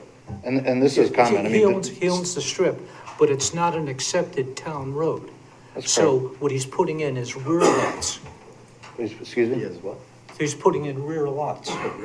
So the Oh. acreage would be different. If the road was put in first and it's an approved road, then he can subdivide off of the approved road. But he can't, because what he's putting in is 40,000 square foot building lots. That's correct. And a rear lot is 80,000? No, 60,000. 60,000. 60,000 square feet. So it's, you gotta put the road in first. But they're not all rear lots. The new lots there are a couple of rear Right. lots. Off a town road. That's It's correct. not a town. The town road is part So of the you're gonna subdivision. build- This is very You common. want a subdivision, This happens like this in every town. The town road is part okay, of the it's subdivision. happening before us, Yeah. and I'm here, and I'm just throwing out my ideas, that it is not, right now, it is not a town-approved road. So you can't have a 40,000 square foot building lot because it's not on a road. You gotta put the road in first. Am I wrong? So typically what happens in all subdivisions all over the state is that the road and the subdivision are part of the same approval. The road, once this happens, once the planning and zoning approves the layout, the road goes to town council to be accepted, but it doesn't actually get deeded over until the road is completed. Curbs, trees and all that stuff, it doesn't get deeded over to the town until that happens. So, but you can't, in the meantime, say, well, you can't have any lots until the town accepts the roads. Nothing would ever get built. It's all part of the same process. So there are front lots on a town I'm playing road. devil's advocate in that you're gonna build a house on an unapproved road, and if the town council doesn't accept it, Oh, no, you're no, no, losing no. a lot of money. The town council has to accept that they're gonna, they have to accept the notion of the town road before anything gets built. They don't actually it doesn't get deeded till the end, but they have to be willing to accept it as a potential town road. They have to be willing to accept it. That's correct. It has to go, next step, I believe, is town council, right? Right. That's the final step, is the road is accepted by the town council.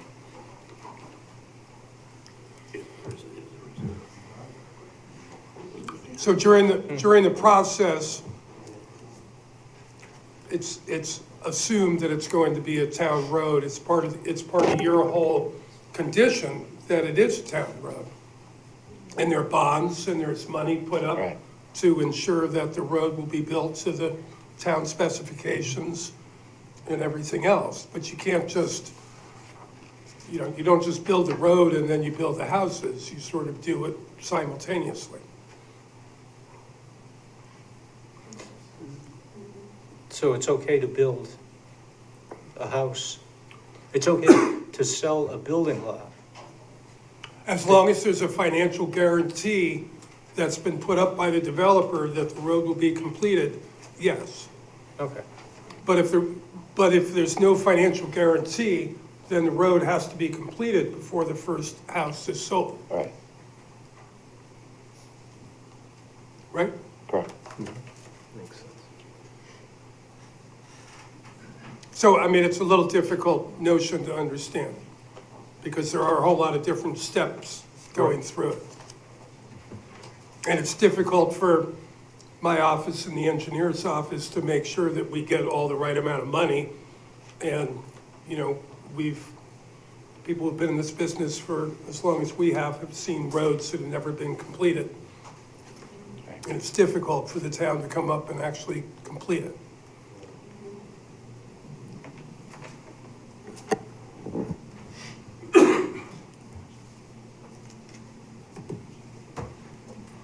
Anything else?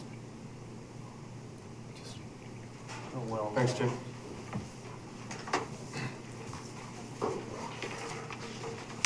For the record, Peter Shea, SLR. I think the report that's been provided to council today will help with a lot of answers to some of the varying questions that were provided today by the public, but just to answer a few of them to add on to it.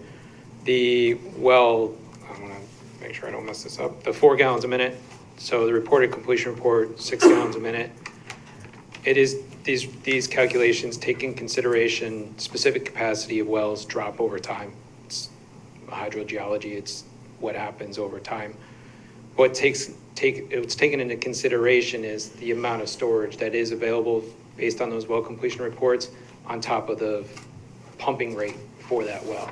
So even if you had theoretically the 4 gallons a minute, just get to specifics, there's 300 gallons of storage, which provides more than adequate enough, even with a drop in yield, to provide domestic use under the public health code.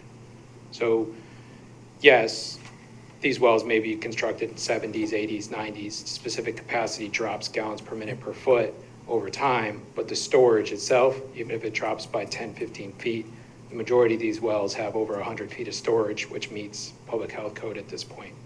So that's just, we take, the report itself takes into consideration those aspects if you review it for that end.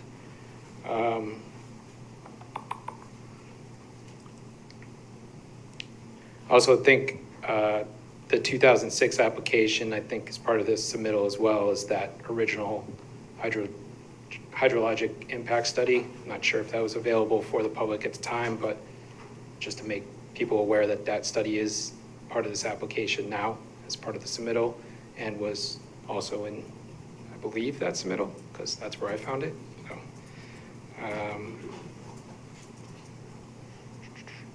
and then for arsenic, you do talk to DEP, water quality itself, our coast has high mineralogy to it just from the nature of what it is.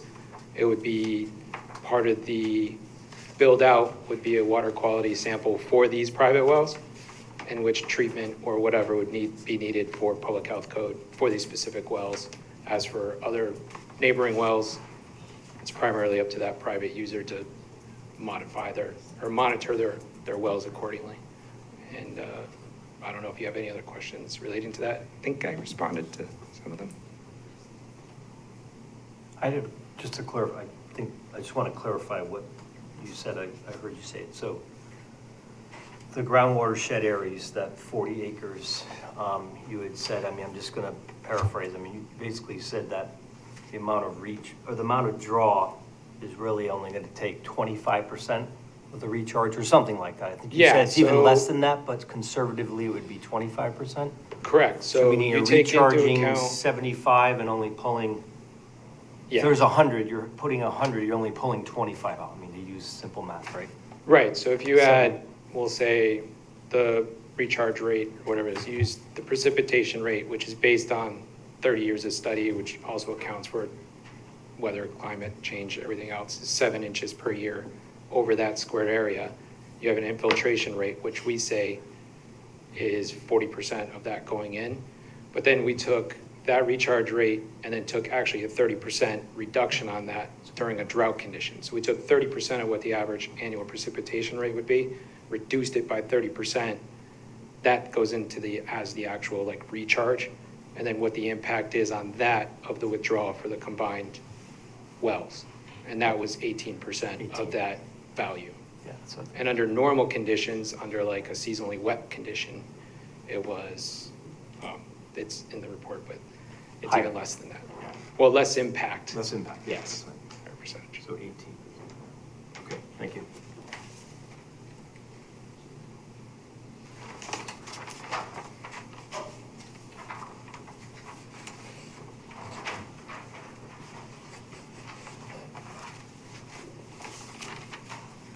Would anyone else, oh, still going, Pete? Sorry. I just wanted to clarify, just to make sure I got Okay.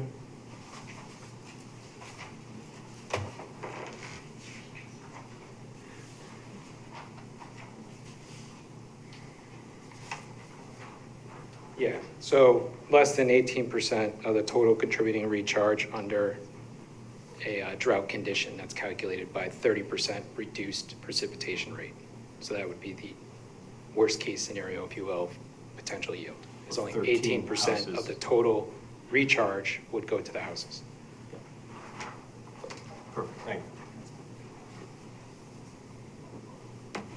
Pete, your comment about the arsenic, right? What was that? You said it was in the rock typically in So- New England? Yeah, our coast sandstone it's a sandstone, so I think everybody's been to Manchester and seen red beds, so the red outcrops. Part of that red is the iron and the arsenic and the naturally occurring rock. Another example would be the MDC tunnel that's been done in Hartford.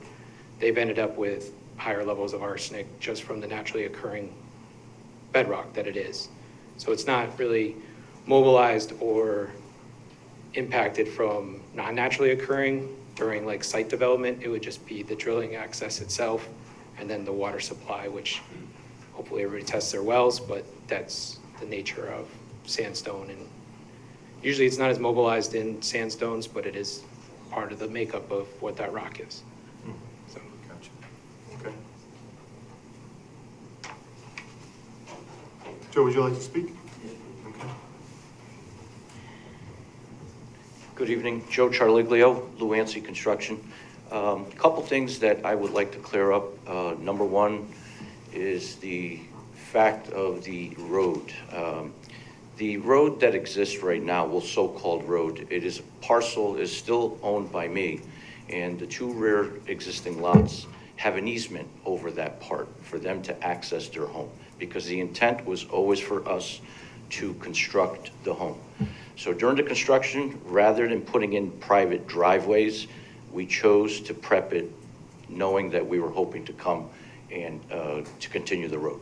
So to clarify that, at this point in the town's eyes, it is not a town road. It's a parcel owned by me with an easement granted to the two owners of the rear homes. That's the way it stands. Once we complete the road, hoping that the town allows us to do the road, at that point, through bonding and all that, once we complete the road and the town accepts the road, the two rear lots will have frontage on the new road, so that they will not have that easement on their deed anymore. So that's the way that was set up. As far as some of the concerns that I hear about blasting and all, I built 4 homes there, excuse me, and I had no blasting there at all. There are some signs of outcroppings, some ledge material, which may be part of the road construction. But before we even consider blasting, the approach that we always take is hammering through with heavy equipment, and there's hammers on equipment.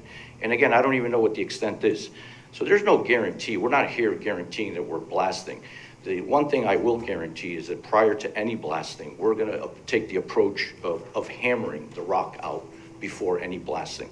If blasting is necessary, then obviously there's protocol. There's a routine that we have to go through. There's inspections, there's permitting. So the people will be guaranteed that the normal process will take place.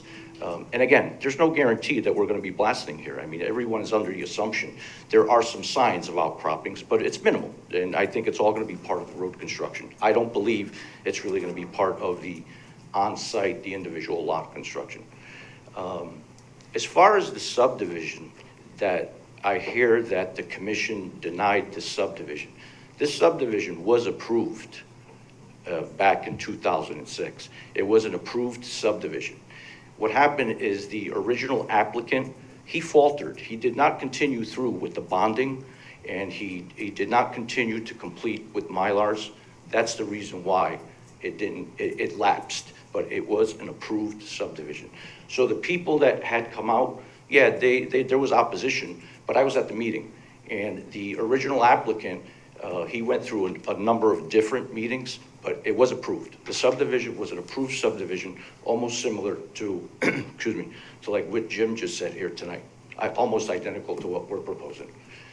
As far as the wells, I mean, I went through and hired Peter, and I think he did a great job, and I'm hoping that the commission sees the report that he did. I think he was very thorough about it, and I think the people should be at ease as far as what their well concern should be. If anyone has old wells that are in need of repair or anything like that, I don't know if I should be held responsible for that. All I know is I think that what we're doing is going to be done properly. I'm hoping that the commission understands that. As far as the catch basins, excuse me, as far as the current catch basins, the catch basins that were installed along Parsonage Hill Road were installed by me. Kurt Weiss at the time requested that I did that. There was some kind of makeshift drainage system in the road, so we eliminated it. It was draining in, excuse me, it was draining into the opposite side of Parsonage. We took and we detoured that water on my property.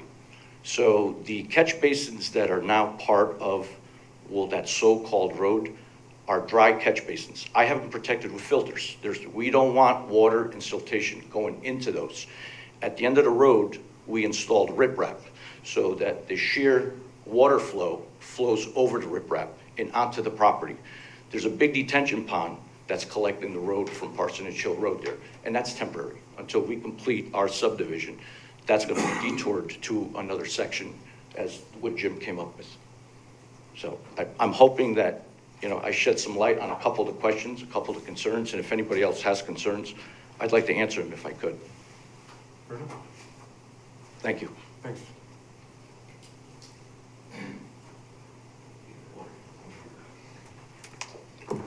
Would anyone else like to speak?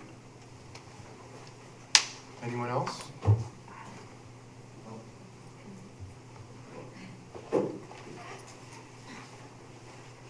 Hi, my name's Marjorie Bonadies, 122 Parsonage Hill Road.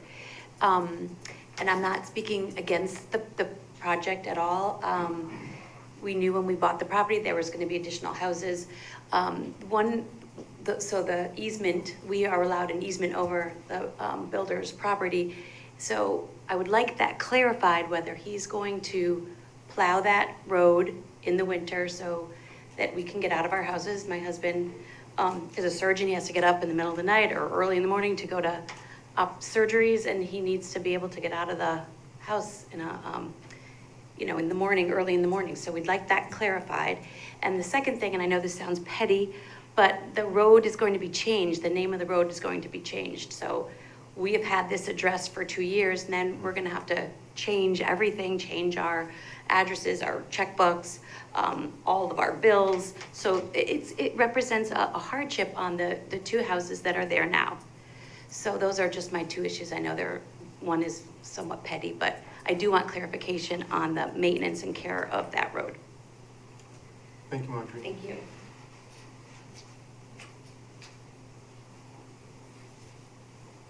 Would anybody else like to speak? Bob Kaufman again. I'm not sure of the hierarchy in the town, but the builder is making all of these promises. Is there anyone who does any follow-up? I mean, obviously, you're looking at the pictures of those storm drains, and obviously, nobody cares. They were put in, and they look like crap. Is there anybody in the town that has the responsibility of following up on all of these promises they're making? I mean, the building department, I'm not sure who in the hierarchy has that job to follow up on all of these promises. So the zoning, the planning, and the engineering department follow up on them. Okay, Yes, sir. but if you look at those pictures that were I handed out. understand there are a lot of roads and a lot of work in Oh, town, sure. so we I understand. prioritize what we can. If you look at the pictures that Martha took there, it looks like a blight condition there at the end of that road. It looks awful.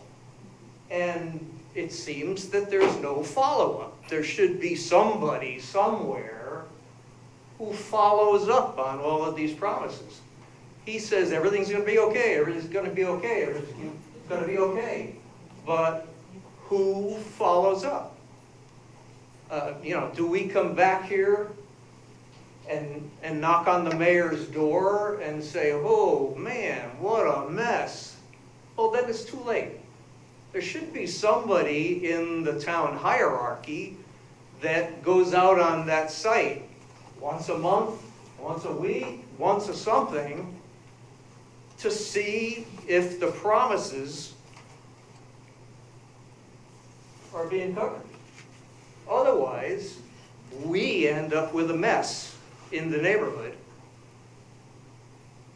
I'm just confused that there should be somebody who goes out on that property once a week, once a month, and does a follow-up.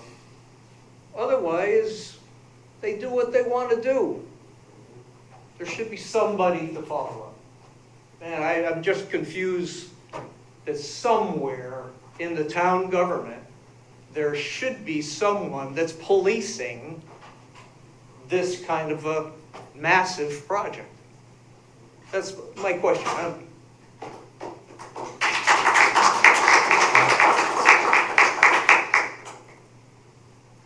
Thanks, Bob. Typically, it's the engineering department, but it's not the town council, or we're only looking at the application, but the physical. We're not enforcement. We're not enforcement. Hoping somebody had an answer to that, that should be some follow-up. I mean, I can answer to at least the wells. Go ahead, Pete. So just for the wells, just for the sake of process, I guess, planning and zoning, you guys are in charge of the site plan approval, but the actual well application would go to the East Shore Health Department. They do the approval. They would actually do a site visit to approve the site location of the actual well. Once the drilling is complete, they get the well completion report, follow up with the actual water quality results would go to them, and they actually go to the state of Connecticut as well. But they would be the ones who would then send it to the building department. The building department would then sign off on the CO for entering the occupying the building, but not until those sign-offs occur for at least the water side of things is where those processes would be in place. Okay. Could I see the pictures that were brought up, because I haven't been exposed to those? Maybe you get them through Dave, right, later? No, later, I mean, they're gonna turn them over to you. I'm sorry? But later, Joe. Okay, Yeah. no, because I wanted to clarify about who's maintaining what. The ones along Parsonage Road, Parsonage Hill, Parsonage Hill Road, those are responsible, it's the town's responsibility, and I think they are maintaining those. The ones going down this new developed road are my responsibility. The filters are on there, so if there's sediment that's accumulating around there, then that's my responsibility. So if sediment is accumulating around those filters, they're doing their job. So as far as the trailer down at the end, it is at the end of the property. It's a storage trailer. One of the farmers that's farming it stores some of his stuff. I also store some of my stuff. There's some pavers that were left over from the previous homes that we built. So we left them there on site, hoping that, you know, we're gonna continue to use those. If there's any, I don't think there's any other debris other than regular, normal construction material that we left there from the leftover of the 2 existing homes. And other than that, it's being farmed. There's no other debris there. So Joe, just one clarification, you stated you put the drainage in? Yes. On Parsonage Hill? Yes. Are you going to finish pave the trenches? Yes, when we do final coat on the road, we were planning on finishing up that binder as well. We did a first coat patch, and we did a patch. There was some settlement that occurred, and I sent someone over, and they did again some temporary patch.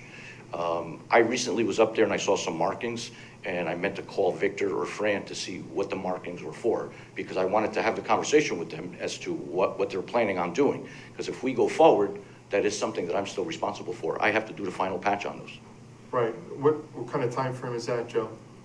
Depending on how quickly we can decide on this. Well, because the final coat, in my opinion, being an engineer for the state of Connecticut, usually top coat doesn't occur until the entire development is completed. Well, if we do go forward, I can have the Parsonage Hills side done prior to doing the final coat on the road. Okay, just. While they're there paving. I'm just saying, Yeah. the residents are concerned about it. Sure. And you have the silt sacks in the catch basins collecting debris, and, you know, might want to look at it. On Parsonage? Yes, sir. Okay. Right. Your drainage is connected, correct? All the drainage is connected, correct. Okay. Yeah. Just to clarify, you said the Parsonage Hill Road ones are the town's responsibility though, right? Yes, they become town property there. Well, just like the other ones will, when the road gets approved. But currently they are? Yes. Yes. Yes. I want to just clarify that. Yes. Yeah, I mean, it's the town, Parsonage Hill is a town road. It's a town accepted road. Yeah. So I did the improvements on it, Right. and it's their responsibility to maintain it.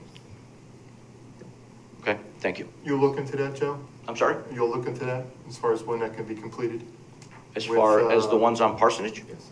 With Sure. the white markouts and figure that out for us? Sure, absolutely. Thank you. Anyone else? Question, comment? Martha, you are all done. No, I can't, I'm sorry.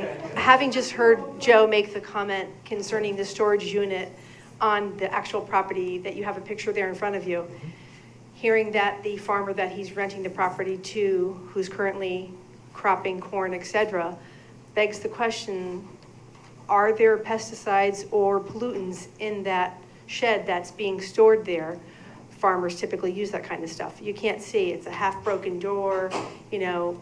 Again, this is where your imagination can go, right? This is what you can contemplate. Farmers, and they use all these kind of things. In addition, I don't know that I feel that it's appropriate that, and someone can correct me if I'm wrong, that 2 years later, following the completions of the houses and the development, there are still in fact building materials there. I stood in one of the neighbors' driveways today while taking those pictures, and I looked over to enjoy the view of what that neighbor has to look at every single day. And I have to say that if it was me who had purchased that home and paid what I did for that home, and that was what I was looking at, I probably would be talking to Mr. Charleglio as much as I'm talking tonight in front of the council, but doing it on a daily basis. I think the town needs to take into consideration everything that's been presented tonight, and not just, you know, let things go unaddressed, but instead delve further into the issues that we've come out to express. Thank you for your time. If you don't mind, I want to take back the picture things, and I have little ones here. I know you want them. I can give you a party favor, but they have to be in this envelope. Thank you.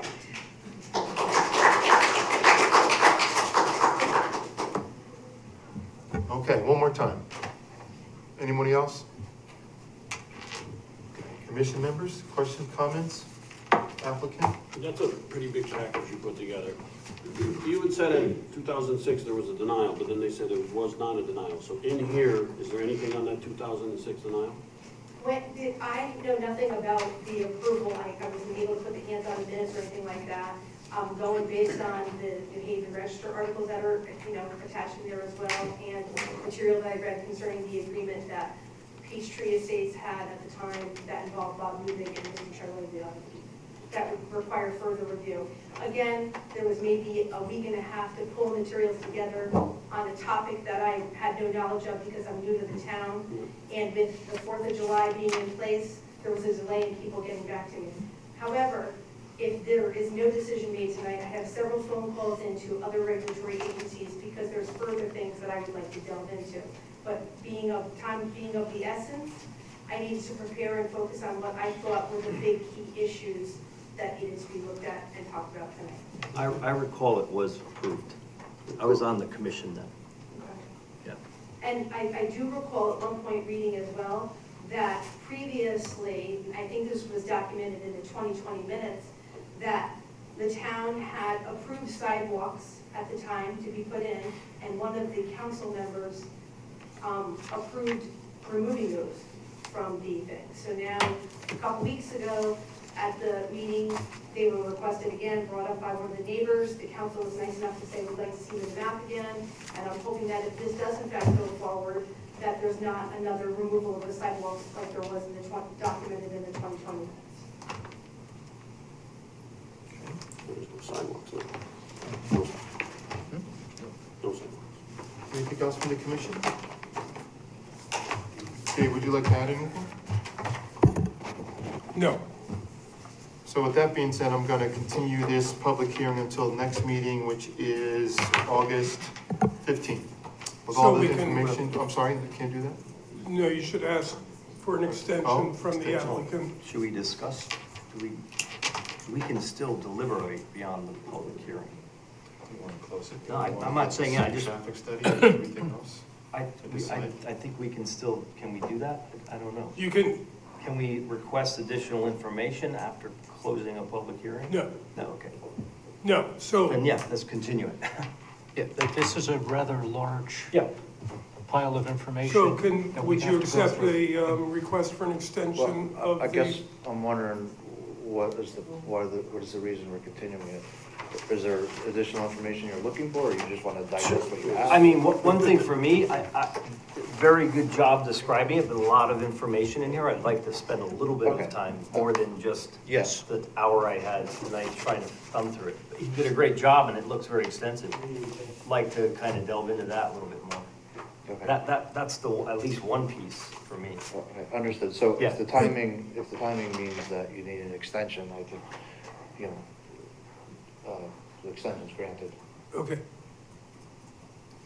That way, at least Yeah, we can delve into the subject matter, and if we need a response, we can get Yeah. a response and still have it on the record prior to closing the public hearing. Sorry, I thought you were gonna say this. So if you would Accept. agree to an extension till our next regular meeting in August, Yes. that would be good. I'll send you an email, Okay, so you have it on file. Thank you, Jim. I Thank you. appreciate it. Yeah, thanks, Jim. August 15th, right? I believe that's the date. Thank you, Martha, for all the information, and thank you all for coming out. We appreciate it.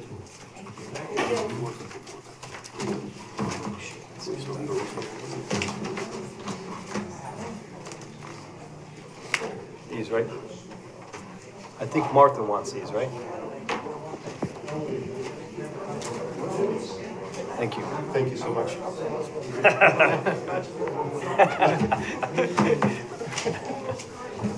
Were some of those for the record as well, or no? She's got smaller copies for us. Yeah. What's that? No, I'm not going to do it. They want to have these, they can have these. All right, let's go. Okay. Let's get on these chickens. My goodness, we will make it to the chickens.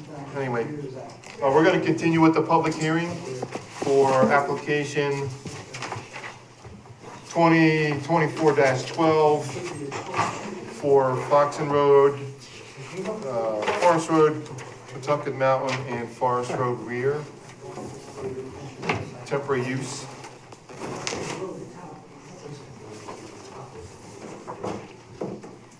Can I have a member read into the record the public notice? I can do it, I guess. There you go. Okay, this was the public notice, the legal ad in the Sound on Thursday, June 27th, 2024, and Thursday, July 4th, 2024. Legal notice, North Branford Planning and Zoning Commission. Notice is hereby given that the North Branford Planning and Zoning Commission will hold a public hearing at 6:30 p.m.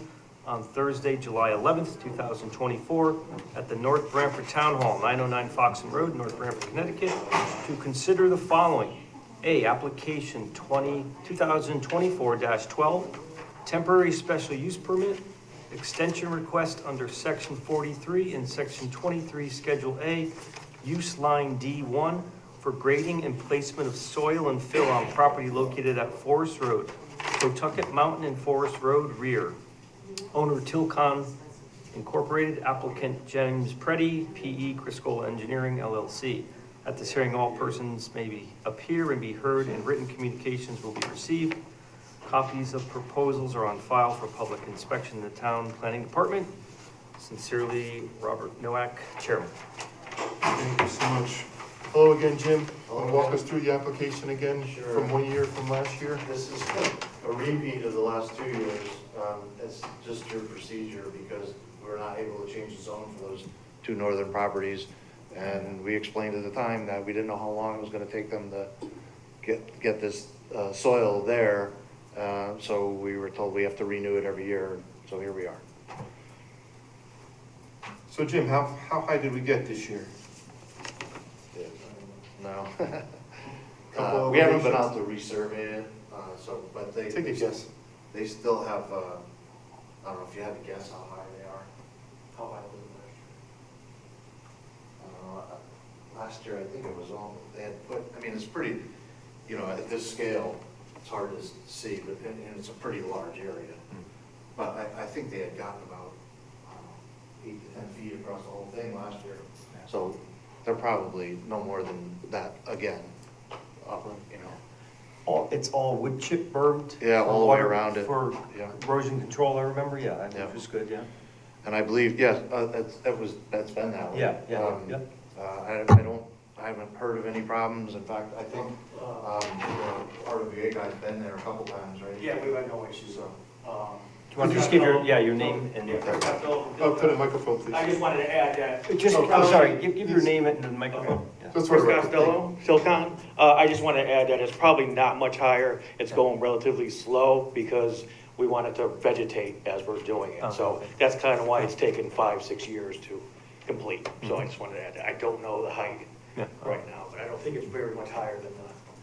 What was your name again? Chris Costello. Chris? Costello.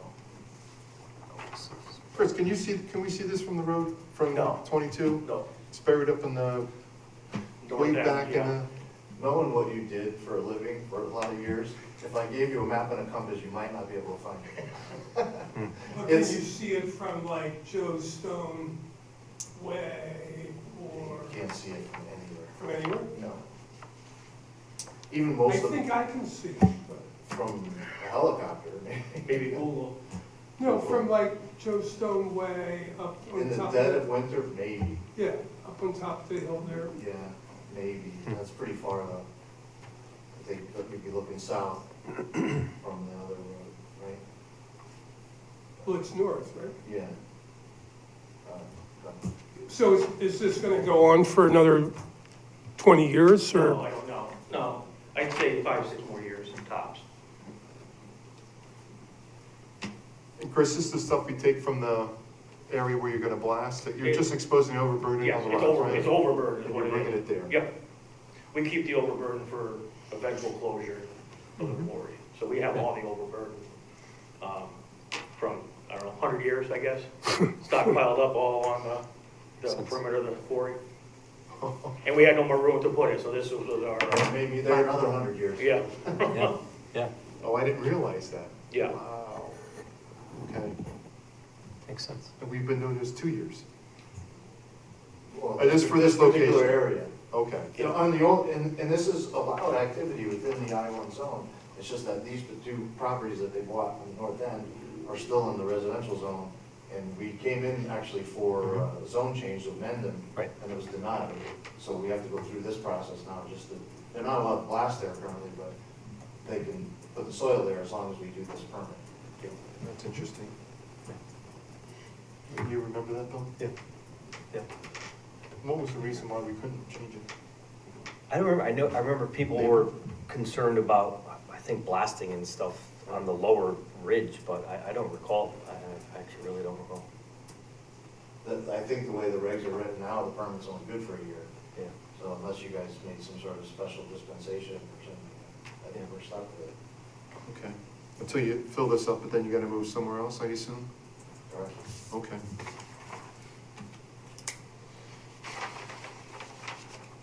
I don't have any more to say. I mean, unless you guys want to Glasses, I can't read this. change the zone on your properties, then you can eliminate this. We like to entertain a lot of things for this commission. That's like really down the low at the end of the totem pole with the list we got going on, Jim. So with that being said, I'd like to open it up to the public hearing, but there's no one in the audience. So I assume there's equal number of people opposed to it and equal number of people in favor of it, since there's nobody here. So I'll entertain a motion to open the public hearing from the commission, just to follow protocol, because it is a public hearing. I move to open the public hearing for application 2024-12. We have a second on the motion to open the public hearing. I'll second. All right, we have a motion, second, to open a public hearing for application 2024-12. Public hearing is now open. Hearing no opposition, for or against, I'll entertain a motion to close the public hearing. I move to close the public hearing for application 2024-12. All right, we have a second? Second. Okay.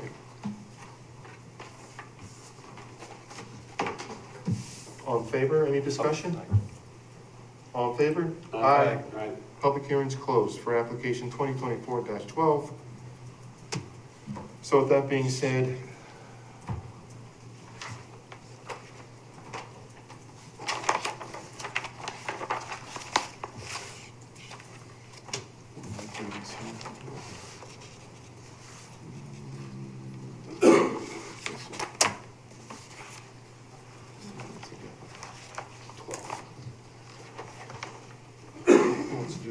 I entertain a motion to approve application 2024-12. Let me do it. If you would like. I move to approve planning and zoning application 2024-12, temporary special use permit, extension request under section 43, excavation, grading, removal or filling in section 23, schedule A use line D-1 for grading and placement of soil and fill on property located at Forest Road, Pawtucket Mountain, and Forest Road rear. Map 52A, lots 12 and 14, R80 zone, owner Tilcon Incorporated, applicant James Preddy, PE Crisco Engineering LLC, as described and submitted an application and shown on the following map and drawings. Proposed grading plan for overburdened soils, properties located at Forest Road, rear, and Pawtucket Mountain, North Branford, Connecticut, prepared by Crisco Engineering LLC, dated January 4th, 2021, with the following standard conditions: 1C, 2, 4, 8, 9, 15, 17, and special conditions 22, 23, and 24. And I will read the special conditions are 22, all conditions under zoning regulations 43.4 standard shall be adhered to. Special condition 23, no screening, washing, crushing, etc. shall be performed on site. Special condition 24, hours of operation shall be conducted from 8 a.m. to 5 p.m. Monday through Friday. There shall be no operation conducted on legal holidays, Saturdays, or Sundays. We have a motion and a second. Second. Okay, we have a motion and a second to approve application 2024-12 for temporary use to continue filling Forest Road, Tucket Mountain, and Forest Road rear are 80. Any discussion? Hearing none, all in favor, say aye. Aye. Aye. 4-0 passes for application 24-12. Okay, moving on. Old business, there is no old business. New business, application 2024-11, 1 Forest Road, I-1 zone.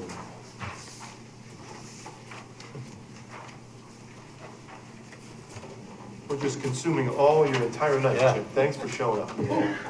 Or he's consuming our time. I don't know, Consuming either one. our time. You're consuming our time, Jim. What do you got for us? Chip? It's not the first time I have the whole show, or the first town either. Yeah, right. So here, again, this is under the same heading of repetitiveness.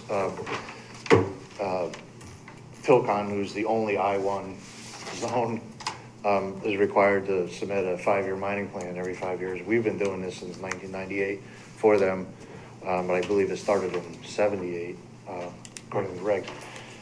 It just shows the areas that they're gonna be cutting next, approximate tonnage and per year over the next 5 years. Interestingly enough, we've been doing this again for the last 25 years and doing it as a site plan application. Although it does say in the regs that it's subject to administrative approval of site plan. But we brought it to the commission every time, and I don't know if that was, we were just talking about this earlier. We don't know if that was, I don't know if you remember Frank Lane, just him being overly cautious, or maybe it was Bob Criscola, he was the same way. But we've been bringing it here instead of administratively approving it for the last 25 years. But here we are again. And I apologize for that, that's a copy, but the ones we submitted were in color, it should be a little easier to see. Again, it just shows the tonnage and where they're cutting next.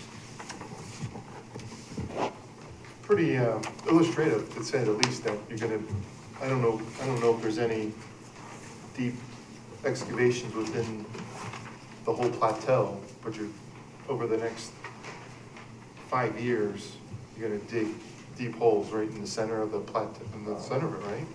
I'm just, for entertainment purposes more than anything else.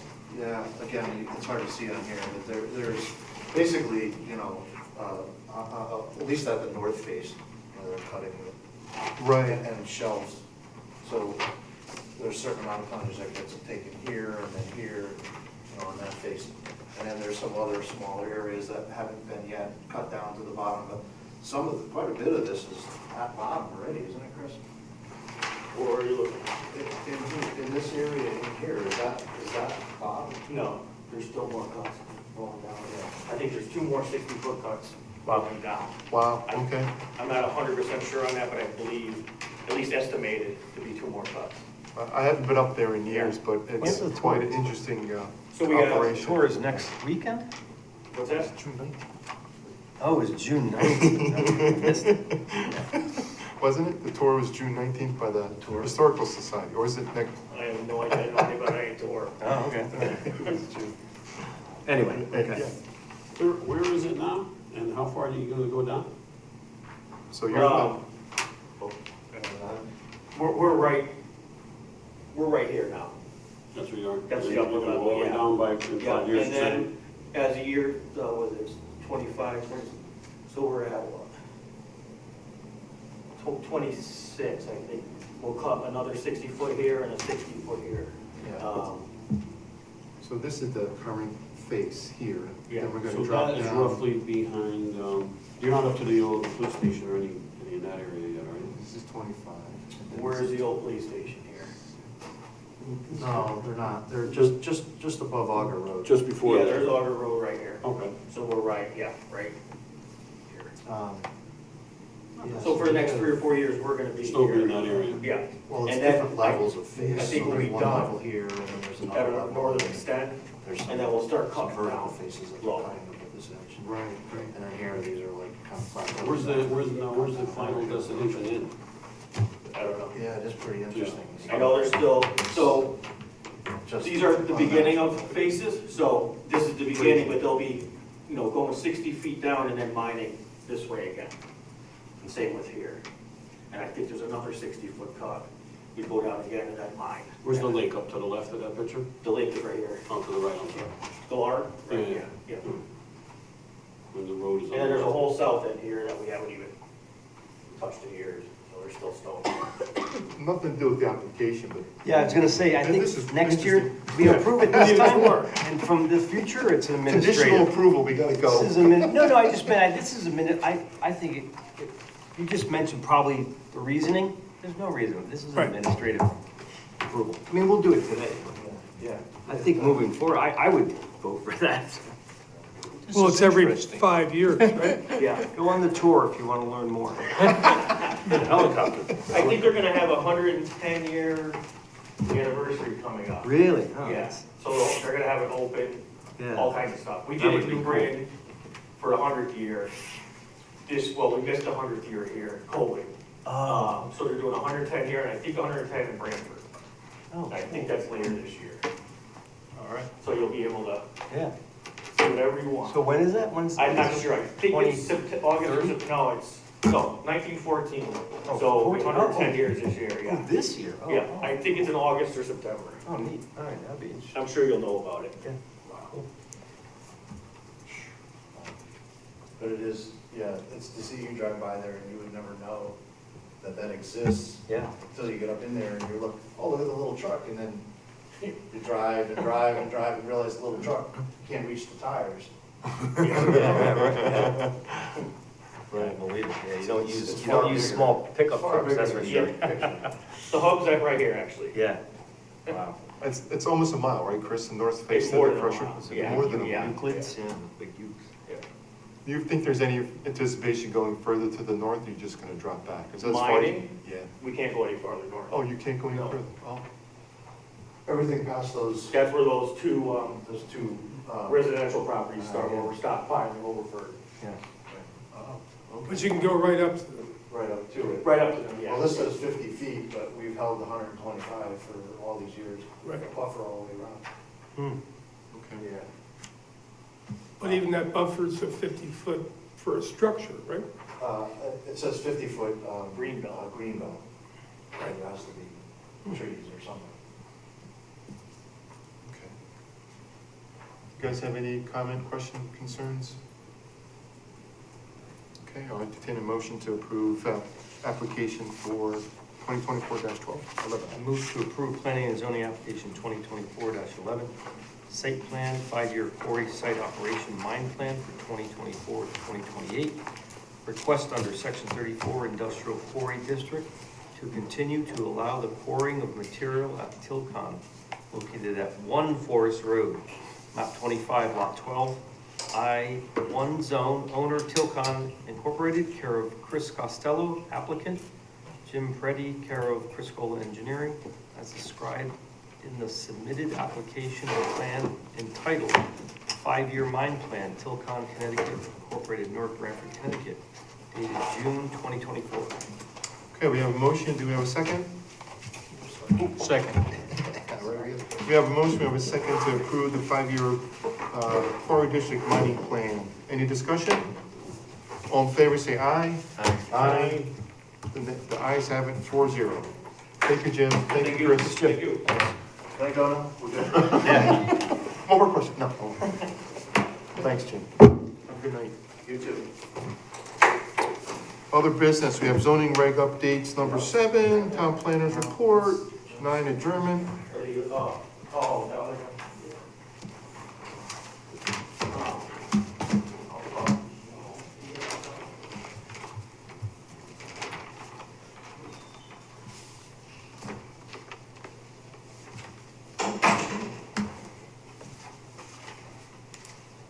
So we have update and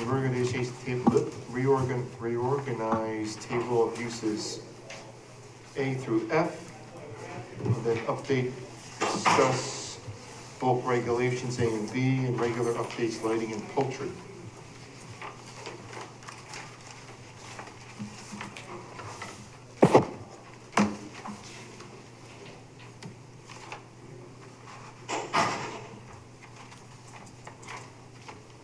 So you have the,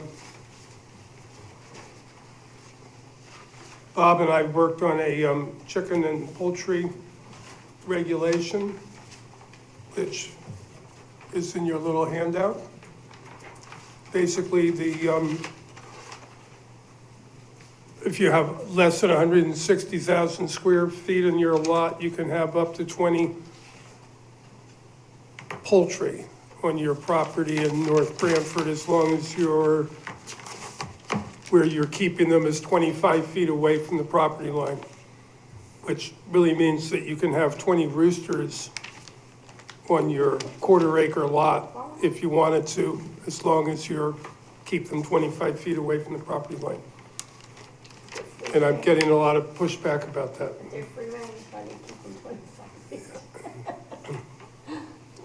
So this basically limits poultry to 12.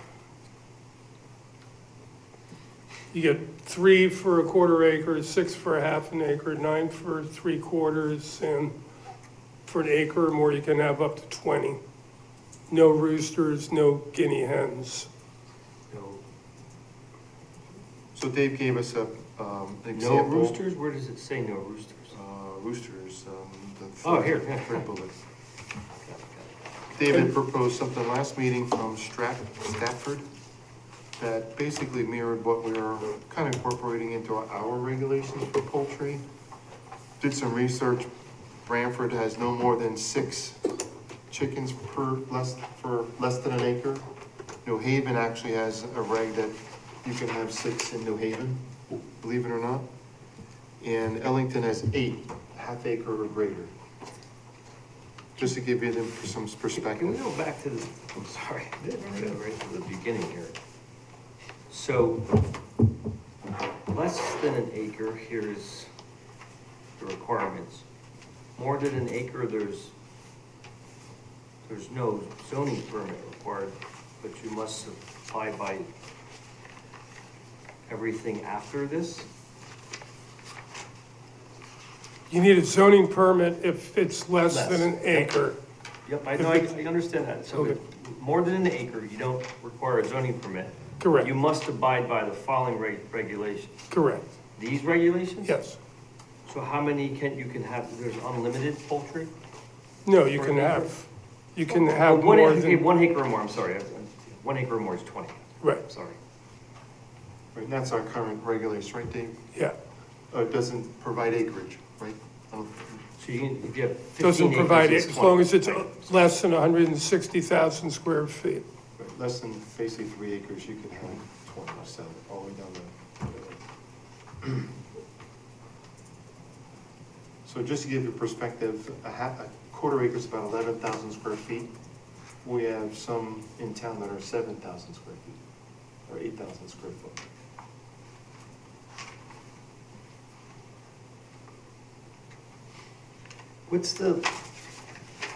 So what are we getting by requiring a zoning permit for less than but not more than? Just gives you more Just chance to see? some eyeballs on it and knowledge that it exists. Yeah, okay. We get a lot of complaints, or you get any complaints? Yeah, I get complaints every day. Yeah.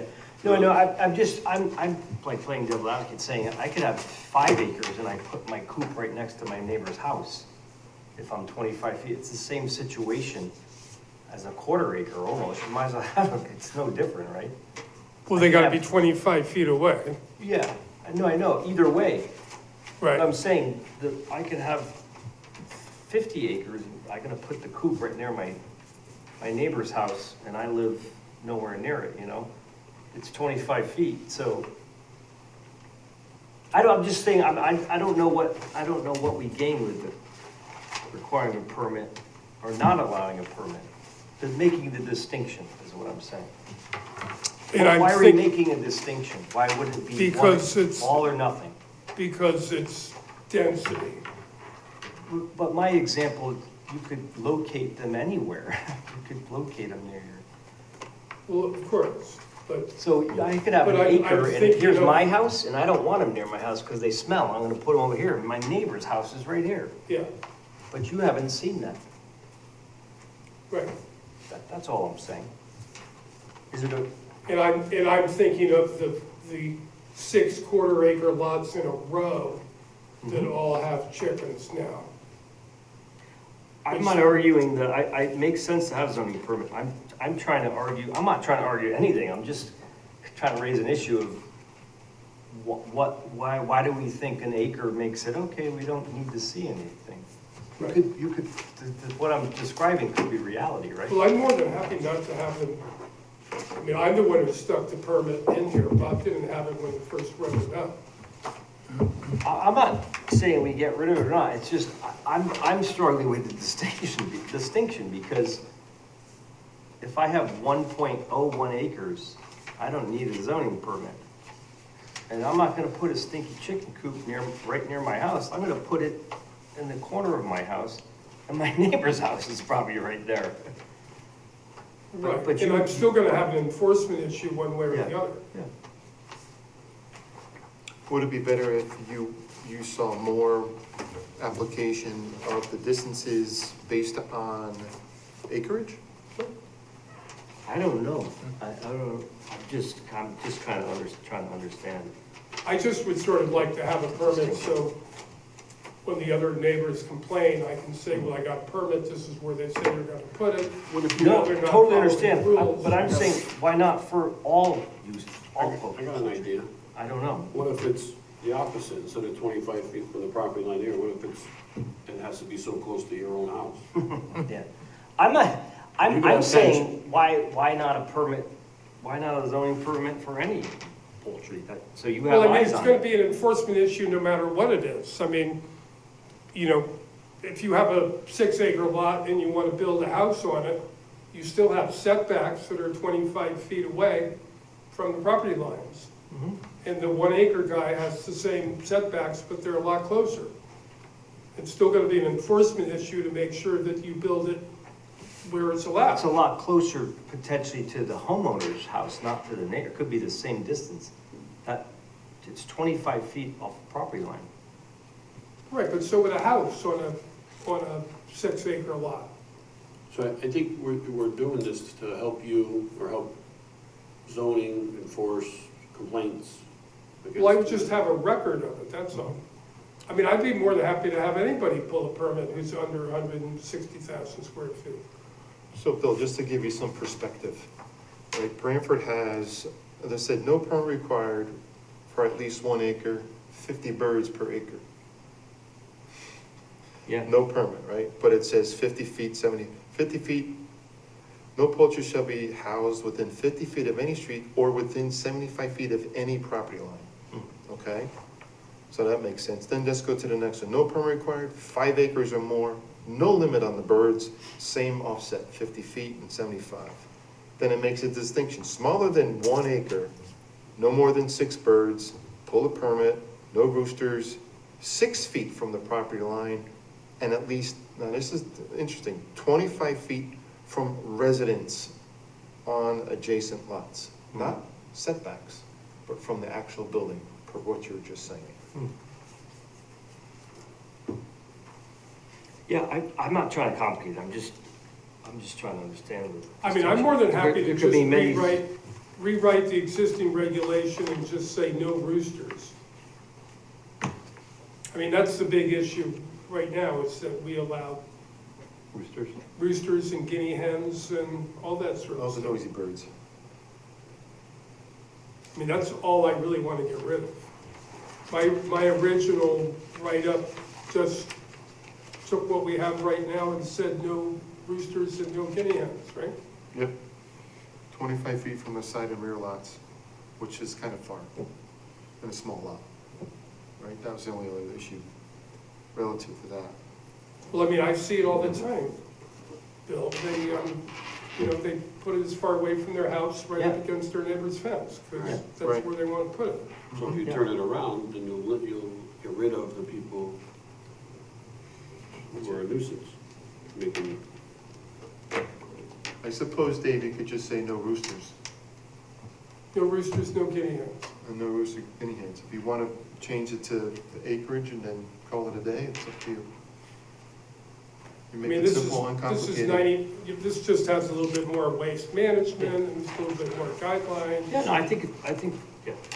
I think certainly roosters and guinea hens, and I think we should have setbacks, minimum setbacks. So basically, the evolution of this came from me looking into this a little bit further, because there is zoning regs for livestock, best management practice put out by the state of Connecticut. So I did some research, and this was kind of the evolution of the multiple different aspects of someone keeping chickens on your property besides the roosters. Dealing with waste, visually seeing the chicken coop, how far off of it. Some people put it over the wells that have wells, that don't have wells. So it's just the guidelines. And then what do you do with the waste? The guy's in the quarter-acre lot and he's keeping a bigger pile of stuff, and Dave's getting a complaint. Well, you know, does he have to show that on a site plan? Where's the waste? Where's the coop relative to everything? Right? So just put the ballpark, puts it in Dave's, more controllable for Dave to see all of it all laid out. And that's the reason for the permit, so everyone can see it basically. That goes back to my original point, an acre is not a magic number.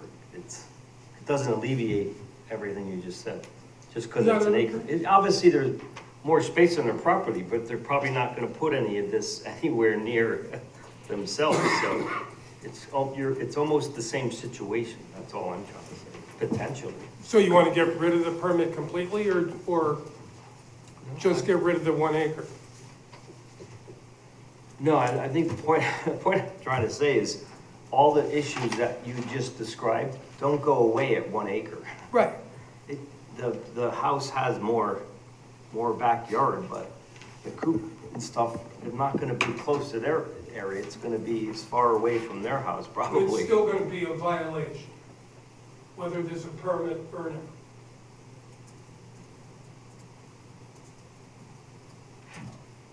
Yeah. So. Well, no, it's still I'm an- saying, It's still an enforcement issue, whether it's 6 acres or half an acre. yeah, but you're not gonna see it. Well, the neighbor's going to complain because it's going to be right on his property line, so I will see it. Yeah. Okay, just keep it as it is, I understand. I mean, right? Yeah, I yeah. mean, I get the issue about Yeah. I mean, I've been in other towns where we've regulated it based on zones, where we've had multiple zones, but I'm not just gonna say everybody in the R40, which is, who drew up that number? That's not even an acre, that's just 40,000 square feet.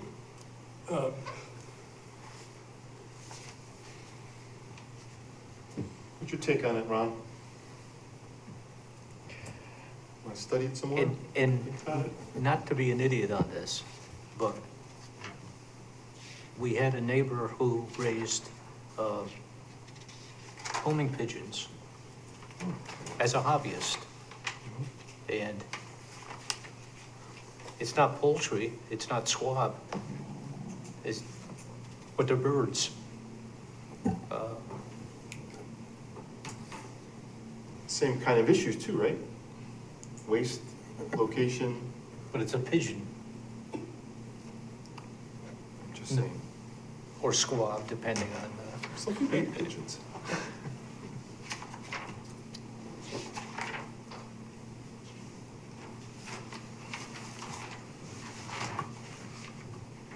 What do you think, Paul? Question, comment?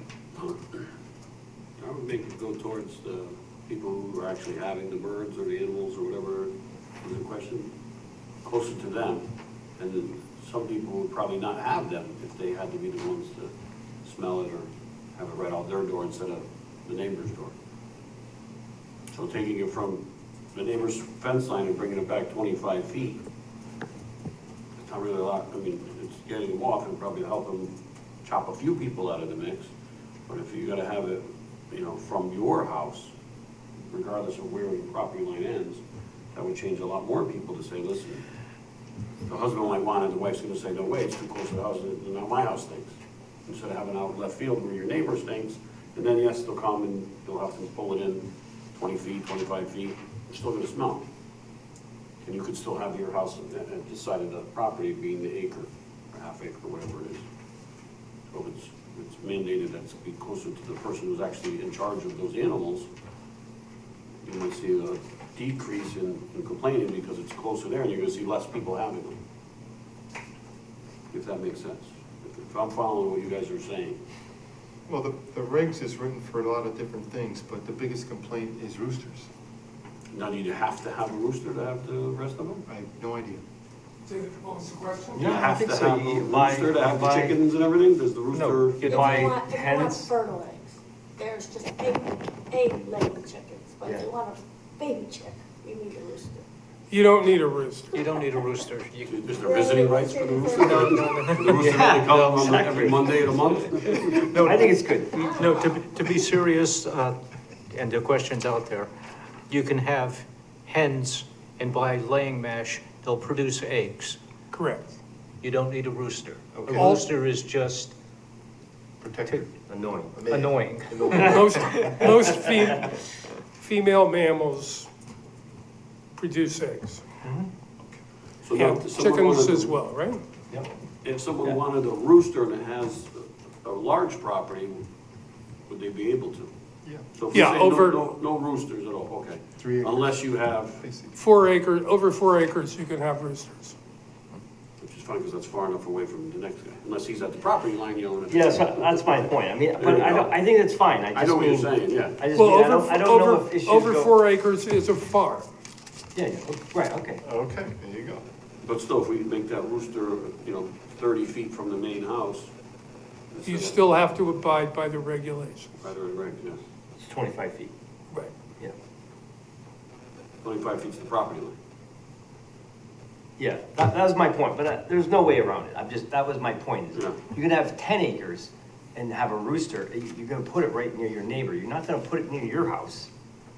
So make it there's by no house. difference from that to, to having, the amount of, in principle, yeah, you would think yes, but. Right. And I'll in still say, practice- it's an enforcement issue one way or the Yeah, other. yeah, well, they can have it. If it's over 3, it's allowed. So there's nothing you can do. But how many times you go out in the morning and you hear, well, Doesn't- we have a 5 o'clock in the afternoon rooster. Yeah. But, it's a distance, the way the ridge is, you can hear it. Yeah, I don't mind the one out here, but I don't. Yeah. It's not right out my fence either, but. So, Doesn't bother me. the next one is the lighting. Everybody had a chance to look at that? I think it's pretty good. It's pretty simple, pretty straightforward.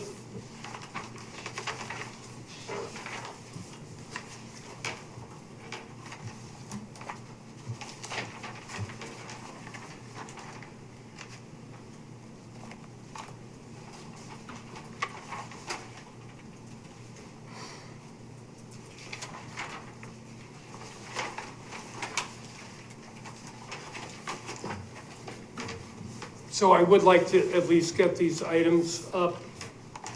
Yeah. Public hearing for next August, which will be a busy start of the month.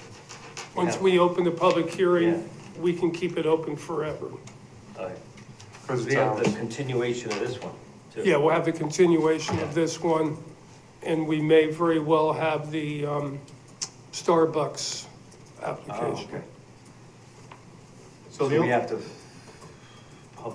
it's August. It's August 15th, so yeah, we have time.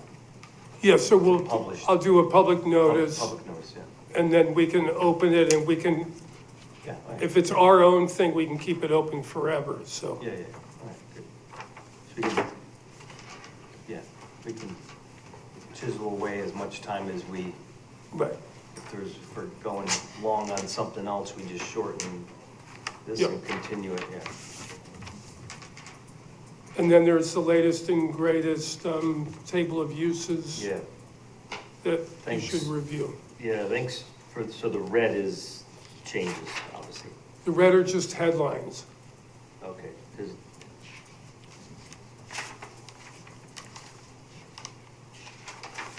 There are not really any markups on it. You're just gonna have to sort of wing it. all right. I did add a sale of alcoholic beverages for a cafe permit, tavern permit, club permit, all the different permits on like the fourth page at the bottom. The main thing, I know you cleaned up all these like accessory things, right? Yeah, That was they're all great. caught. Yeah, good, yeah, that was good.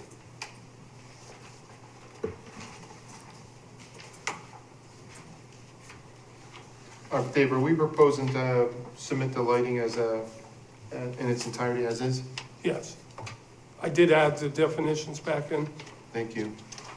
and I didn't put together a whole package for you, but there are a whole lot of definitions that have to come out of the planning and zoning regs that are now in here, and there's a bunch of tweaks in the zoning regs, just because we're changing it. So there's like 8 or 9 other tweaks in the regs itself. Okay. Right, there's a specific requirement. Were we gonna, I see, back to this lighting here, number 6D, temporary holiday, I thought we were getting rid of that. No? Are we keeping that? It's still up. And then what's festoon lighting? Like the post office, Six they what? sit down at flags. 6D. So they don't have to. Temporary holiday? Yeah. We were gonna say temporary lighting. Oh, I just remember you brought something up. when we what's talked about festoon? And there were different, Festivus up for top the rest down of us? lighting, Yeah, yeah. bottom up lighting. I don't know. Okay, like, I like that word. Talking about. all right, I'm all right with it. So I wanted to ask the commission on this lighting 6C. If you could turn to number 6C, exempt lighting.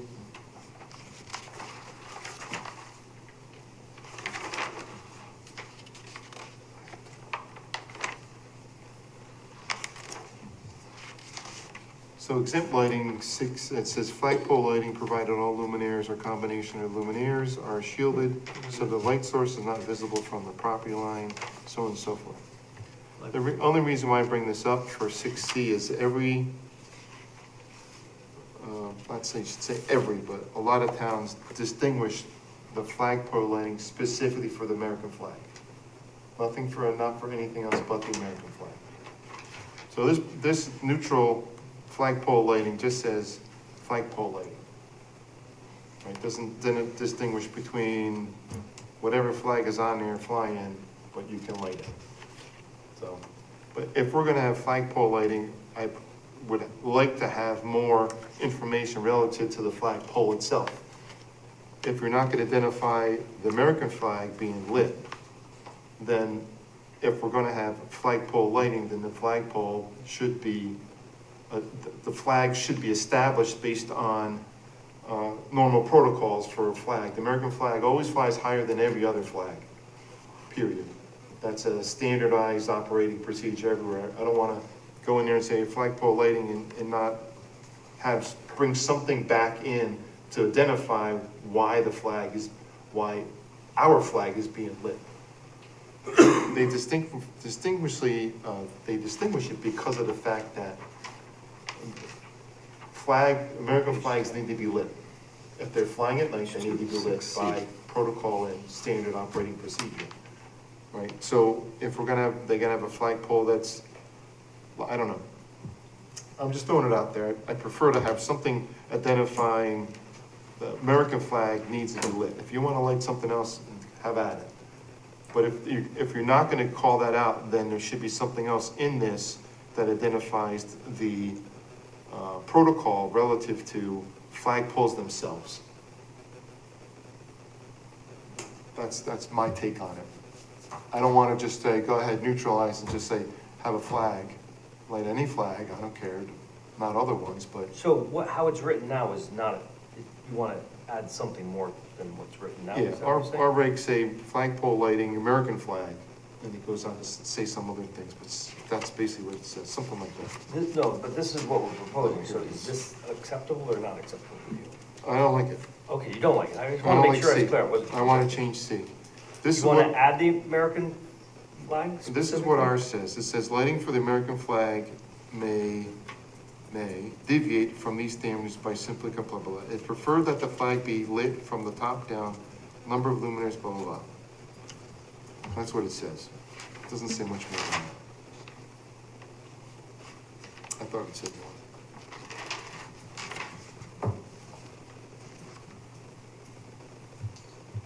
I don't know what, What, do you know, do you have any perspective from other towns? I mean, do they get very specific? I don't know, I have no idea. I don't know. I've never really thought about it.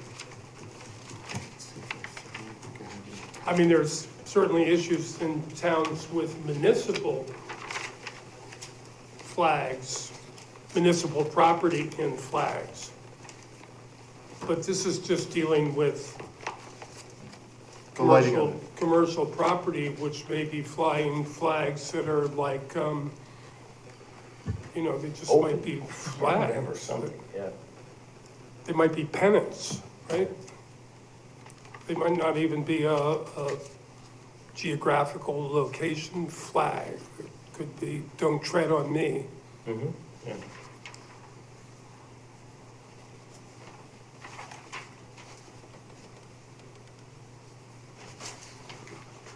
So we had some, I don't know if you were on the commission, I know Ron was. We had someone that, I don't know if she was knowledgeable, but she did a lot of research on about the lighting colors and, you know, blues and. Yeah, I remember her. Yeah, you were, right? Yeah. It was not a Percy, I remember. Yeah, I don't know if, she had suggested we should include some of that. And is there anything about, I haven't looked at this, I'll admit. Are we trying to encourage This is right. more sustainable LED? It's in there? This is Yeah, okay. exactly what, this is a guidance document from, who's these people? Yeah, IEE? Lights Out Connecticut. Oh, okay. Put Okay, up good. this Perfect. municipal dark sky Oh. lighting policy for Connecticut. Perfect. So this is perfect timing for us, so Good. we're just gonna model this very Yeah, this. yeah, good. this thing. Perfect. So I'll look at something for flagpole, flags.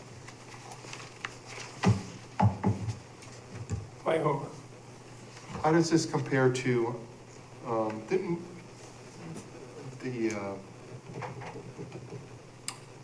we put up the lights at Stanley T?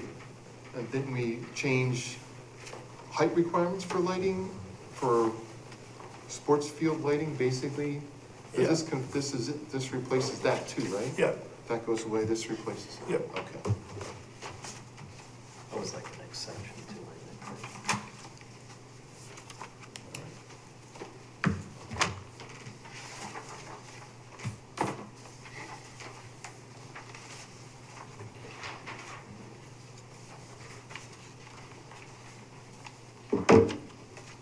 Dave, I assume in the permanent uses, you're just going to combine them, the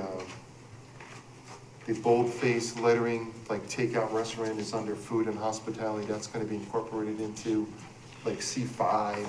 well, there's some of the sort of bold ones Yeah, that the are bold like ones. more newer than I stuck in there. Undertakers, hotels, motels, but we didn't assign them, at least.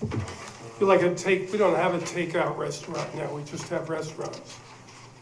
Okay, And there's sort of one with like takeout service or something, but I'm getting more requests for, you know, takeout restaurant with no indoor seating. okay. And then we talk about a patron area for how many cars they need to have parked. Well, what's the patron area of a takeout restaurant? You know, it's like 0, so they don't really need any parking, but they're gonna be there to go take it out, so they need something. Yeah, so pick up a pizza and go. Yep, exactly. Estimated on the queue. 5 in line waiting. So were they gonna be filled out, Dave? I'm sorry. The, like the sale of alcohol beverages, cafe permit? They're Yes, all- I will they're- fill those out. They're all new, right? Okay. I just wanted to give you where I'm at as of today. July. Gotcha. Okay.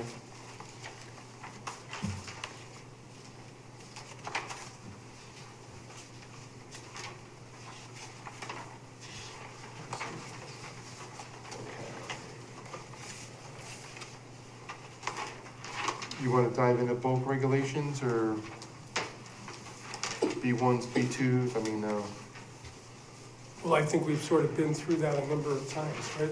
yeah, I think we're good. Yeah. Like that, this is update, discuss bulk regulations, A and B, discuss change typo. That's an easy one. We're gonna do that. 125, not 50. Discuss lot size setbacks, business zones.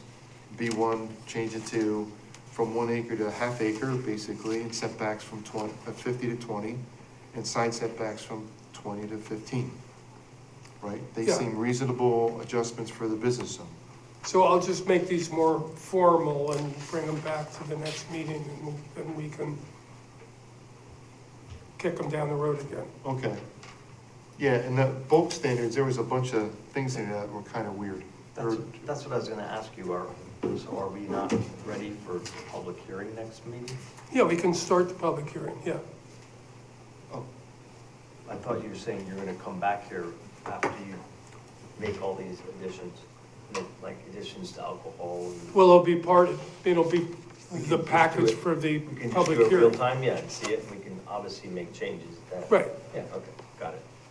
All right, that makes okay. sense. You want to do a wholesale list, wholesale public hearing on this list? Yeah, I'll just expand this even more, and Okay. I mean, the sign seems like it's all set to go. The bulk standards, we're trying to looking at combining I2, I3, B1, B2, or no, B3 is being eliminated. We were talking about that, right? right.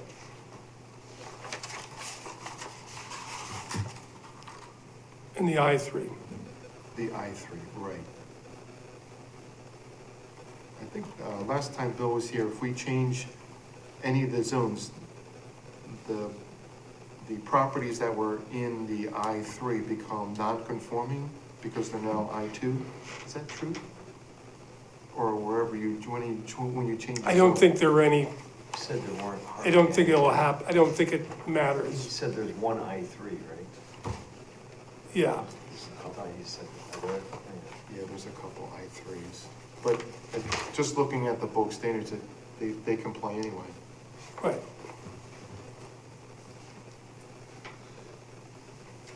Yeah, because you go from I2 to I3, everything gets smaller. So you're already conforming. Right. The I3 is bigger, right? Yeah, Yeah.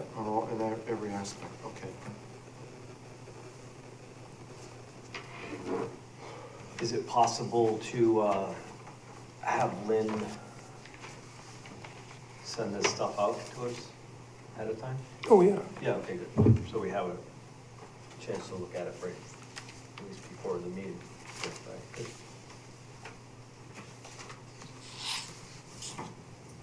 All right. So Dave, we got maybe the continuation of public hearing for some of this stuff, maybe Starbucks. That's about it for now, more or less.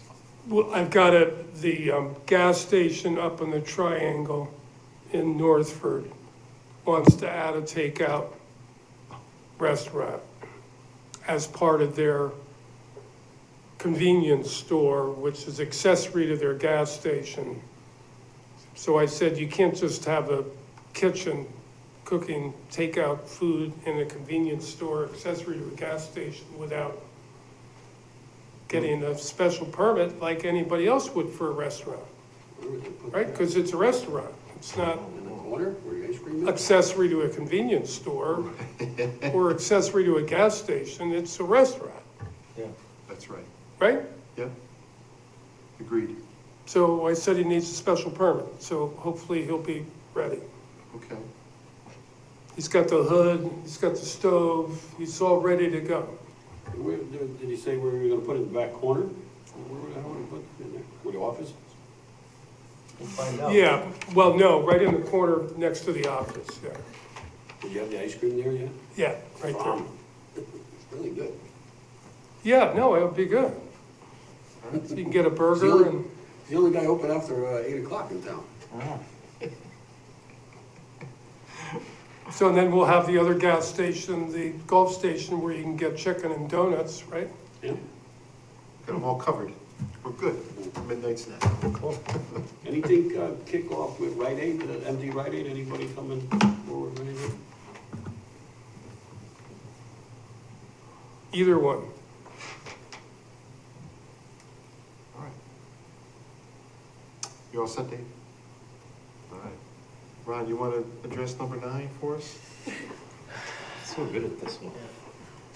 Well, you sure we don't want to talk about chickens anymore? No. Okay. That being said, I'm wishing we adjourn. All right, all in favor, say aye. Aye. Aye. Second. I second. Second.